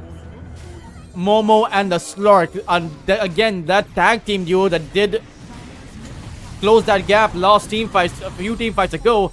I don't think they're going to be able to do the same thing. That throne is going to fall as well as Momo gets pushed back. GG will be the call, as despite of dominating Savage Wolves in the early game, it will be D family who will drop the series. Savage Wolves keeping themselves cool, calm, and collected, just farming up on that Lunar, recognizing their timing, were able to find that comeback. And man, oh man, I mean, I was thinking about this. I was talking about this in the game while there was a 10 to 15,000 net worth advantage for D family. I was like, in my mind, and you know, for all of you guys who are watching, how are they going to close this game out? Their lineup is so weak on that high ground. The defense on Savage Wolves is so strong. And the answers for me were missing, and I was hoping that D family would show me the answer, but they, quite frankly, were not able to. Savage Wolves were able to show us how to play when you're playing from behind, and they, again, yeah, in last game, they demonstrated how to play the Spirit Breaker. This one, they demonstrated how to actually find a comeback, and I can't wait to see what more Savage Wolves have in store for us. I can't wait to see what more D family have in store for us. But we are behind schedule, guys, so we will be off to a short break, but we will be back for game number 3, or series number 3 at Lunar Horse Trophy. It is going to be between, I believe, if I do recall correctly, Carstensz, again, who played series number 1, ended the game within 30 minutes, by the way, who are going to be playing against Shark Squad. Don't go anywhere and stay tuned.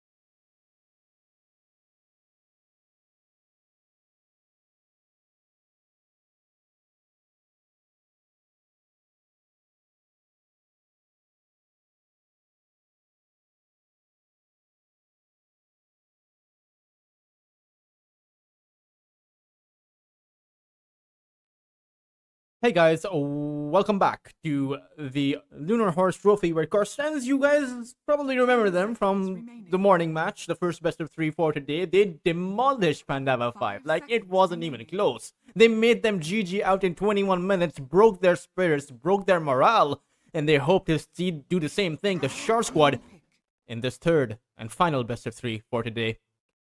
Carstensz are already at the very top of the group stage chart.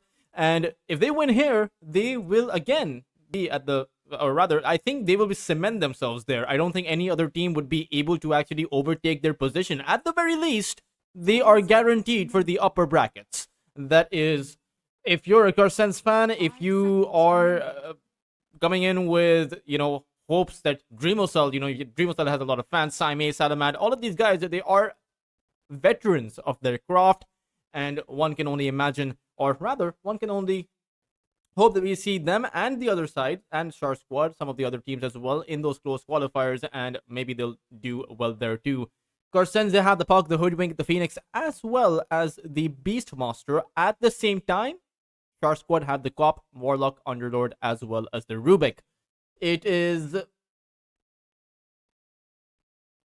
going to be interesting to see how Shark Squad actually de-push Carstensz, because they do have an Underlord and the Rubik combo. It is a devastating combo in the laning phase. That lift up into the pit itself is very difficult to actually play around. Carstensz have, quite frankly, a really good set of ways to push themselves. They have the Beastmaster and the Terrorblade. Right, the Terrorblade with the Metamorphosis at that level 4 mark, or even at that level 5 mark. Either one, you decide to go through the gate towards that top side. You already have a Beastmaster there, and you use the meta, you push a tier 1 tower. There's not really too much that Shark Squad can do about that, because their Underlord will still be on that bot lane. You will have a Warlock with the Fatal Bonds, and you will now have a Drow Ranger, one of the best heroes against the Beastmaster, as long as your positioning is going to be good. And in fact, a pretty darn good hero against that Terrorblade. You have that silence kicking in. You also have the fact that the Terrorblade has less range than the Drow when both of these two heroes create that Hurricane Pike.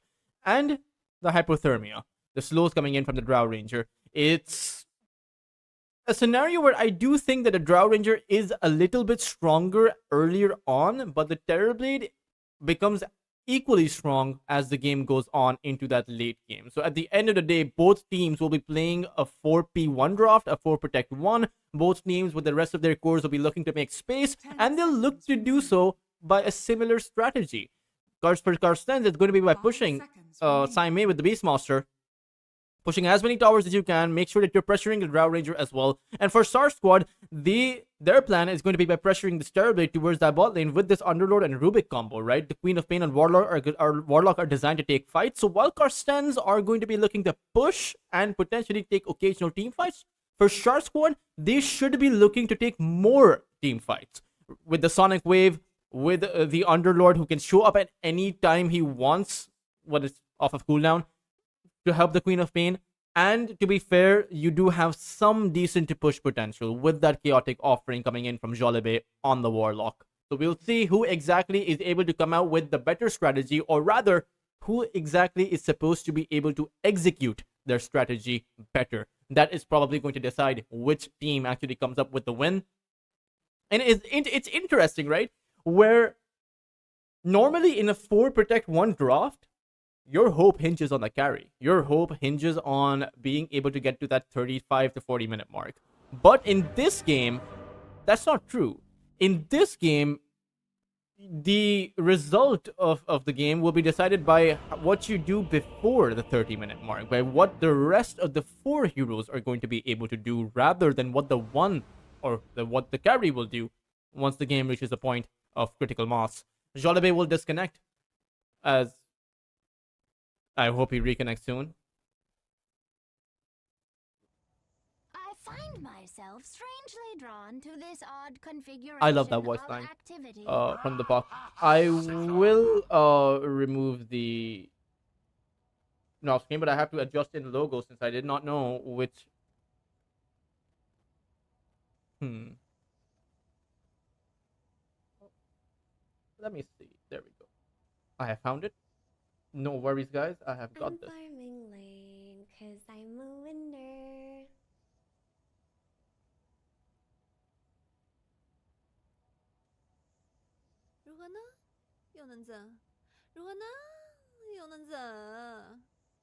There we go.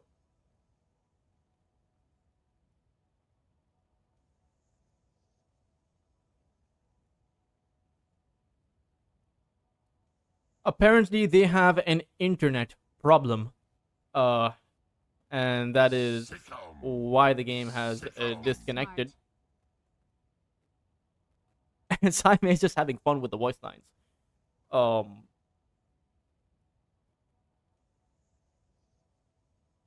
okay then. We since the game is paused and there's a bit of an internet disconnectivity. Technically, both teams have individually 10 minutes of pause time each. So we don't know how long it's going to take for the Warlock to actually come back. We will push it to the pause screen, and then we will be back. Hopefully, as soon as possible, as soon as the player either reconnects or their time runs out. Either way, we will be back with game number 1 between Carstensz and Shark Squad. Don't go anywhere and stay tuned. Interesting.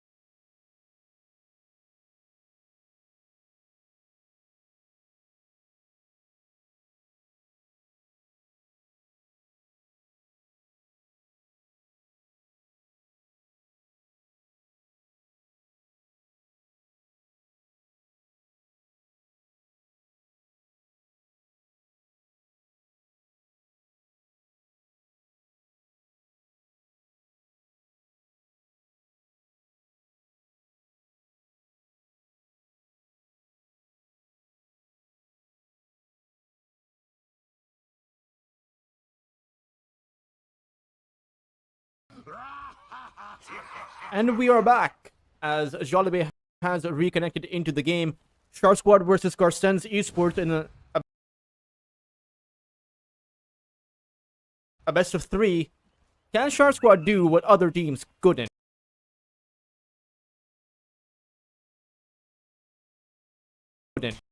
Only one team has been able to beat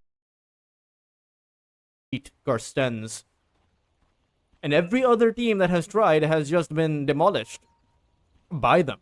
So we'll see what the case will be. Overall, though, when I did discuss the draft, 4 protect 1 strategy from both sides, I wouldn't be too surprised if Carstensz do play it conservative in the laning phase. There's really no reason for them to actually go and fight, but who cares about what I have to say? They want to go for a smoke.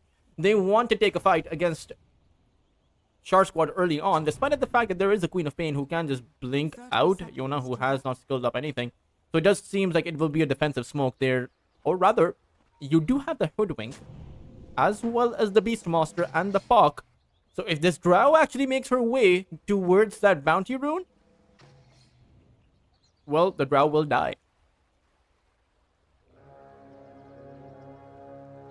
There's not much to be had, not much of a debate to be had there. The Drow is very vulnerable at those early points of the game, as Dreamocell will also walk back. So both teams playing it conservative and safe, 2 and 2, or rather 1 and 3 bounty runes. Carstensz get away with the whole 3.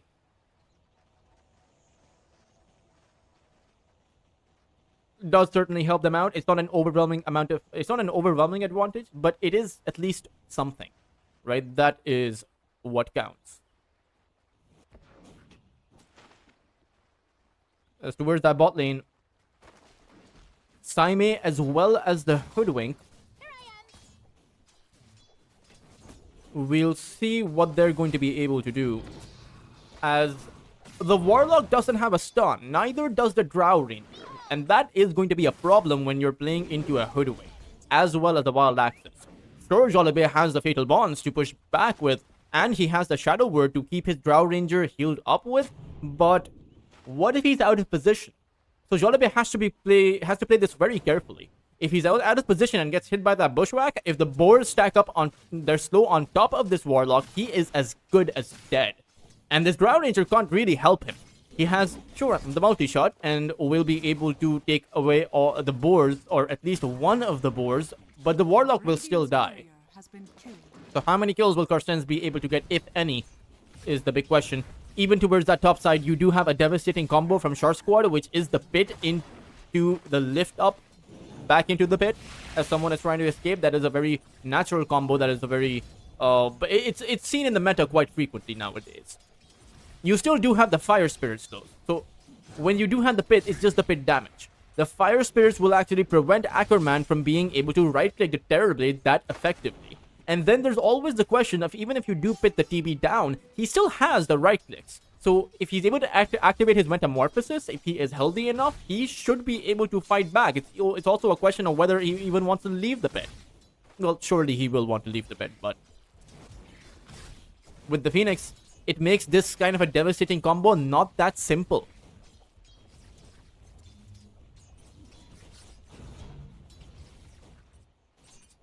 Let's see what will happen.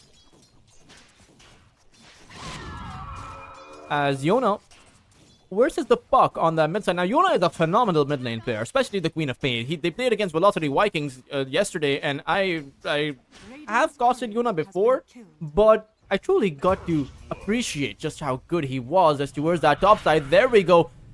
What did I tell you? The pit, even though it's great with the combo like the Rubik, you activate the Metamorphosis and suddenly the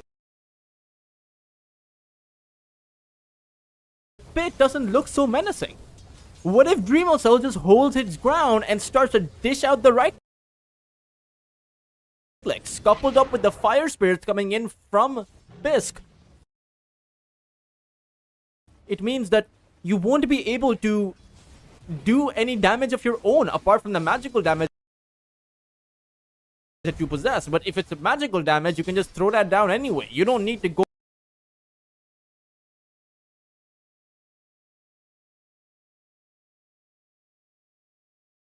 what is not enough to actually secure the kill. So maybe the plan should be just to keep Dreamocell pushed once he is. As Saime is being chased down here, who would have thought that a blood grenade would be, of all things, would take him out? There.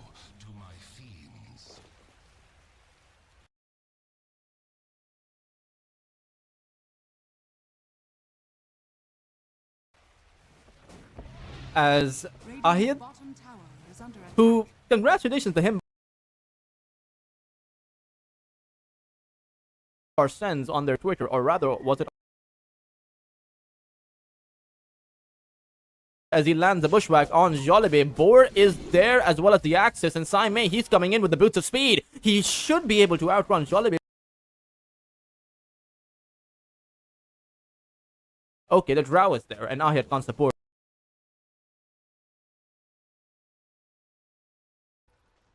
If you go over to the Instagram for Carstensz,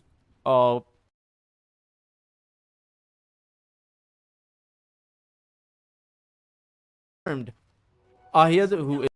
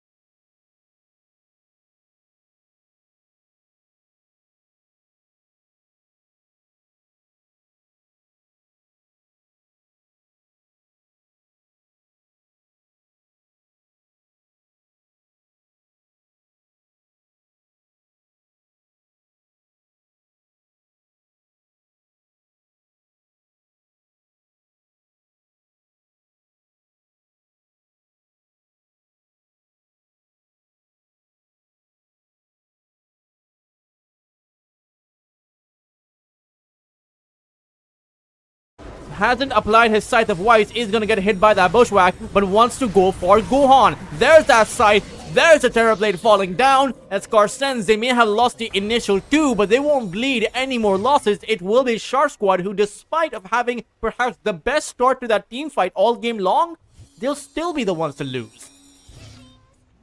At least their carry. And maybe Saturday, as he's on the run again. Dire are scanning. It's like in a game of Dota we're playing Cops and Robbers. For those of you who remember that game from your childhood. You know, a couple of... one team would be the Cops, one team would be the Robbers. You had to run from the Cops. But...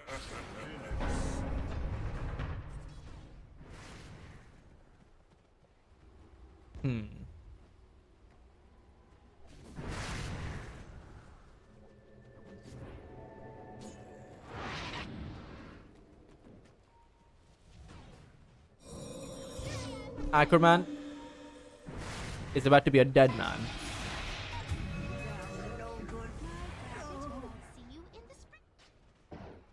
And normally a kill on an offlaner would be hype. Over here it's just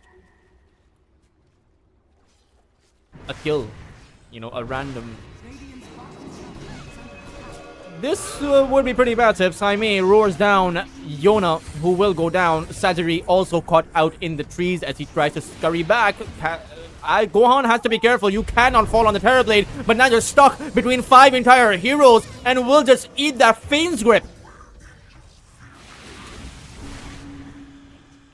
Oh, even Jollibee, he will tumble himself back and try to run as he sees death approach him.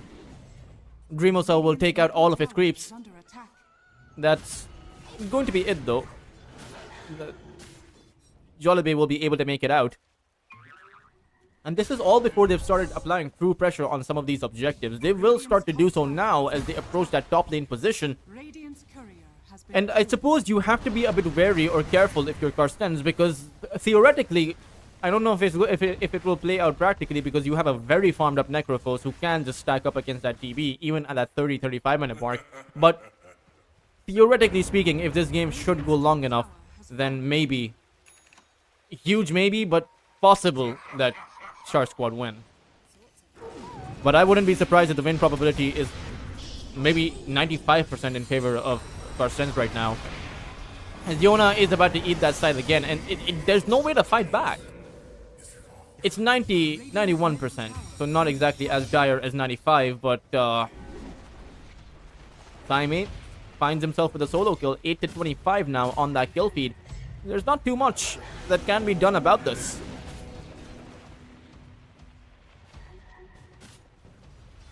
Radiant's middle tower is under attack. Radiant structures are fortified.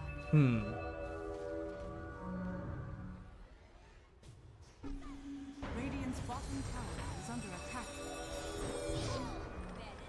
Hook shot being channeled.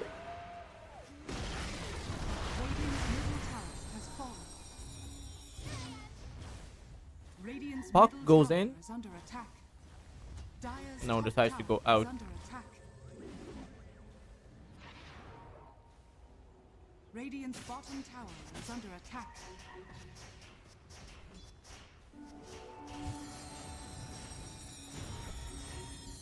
Yona is gonna go in with the Astral Step. Mortimers are going to come flying out, but the Bane is going to fall. It is a good kill to be able to grab, but the Dream Call, what do you do about that? Yona has to readjust his position, attempts to go back, but the Scythe is going to be there. No, Dreamosol is unable to plant it down. Yona is able to find that additional Astral Step. The only problem is, it's your Terrorblade who needs to find a way out. Carstensz are seemingly in a struggle right now, but it seems like Ackerman, he is going to be the one to get caught. But a great Bushwhack coming in, and finally the Scythe catches up to Gohan.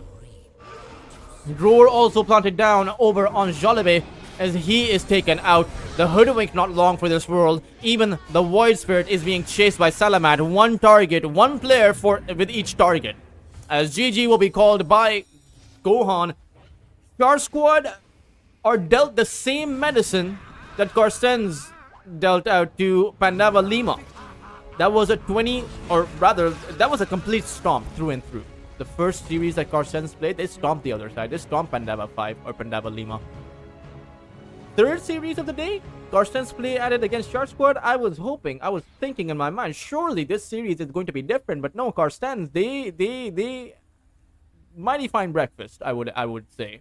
But on a serious note, that was a very calculated game of Dota. That was just playing for objectives. That was playing to your strengths, knowing what you have to do, when you have to do it, where you have to rotate, what the opponent's strengths are, and being able to disable those. For example, offlane Snapfire.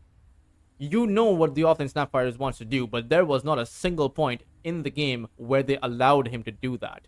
There was not a single point in the game. Well, there was one point in the game where the Mortimers came to use, but none apart from that. In fact, I would actually go as far as to say that the Mortimers coming out from Bisque were a lot better than the Mortimers coming out from the actual Snapfire. At the end of the day, Carstensz played that down to the T, right? A very classical game of Dota, demonstrating how, nothing flashy, no overextensions, just domination. Of course, guys, for now, this is going to be it. But good news for Carstensz, they have cemented themselves at the very top of the group stage chart. Whenever the playoffs start, which should be in a few days, or rather, we still have a few group stage matches left to play. But after that, Carstensz will be in the upper brackets. Maybe Shark Squad will be alongside them. I don't actually know. I know that D Family is also going to be in the upper brackets. I know Roar Gaming is going to be in the upper brackets, and those are the teams to beat. Those are going to be the contenders for Carstensz. How far will they go is something only time will tell. We will be back with Lunar Horse Trophy day after tomorrow. Tomorrow is going to be a bit of a break with no matches to be had, but Monday we'll be back with the remaining group stage, and then later after that we will have the playoffs. This is your host Stultrus. Follow Crin Station on their socials. You can also follow me on my socials if you want to. And for now, I will be signing out, but I hope to see all of you later.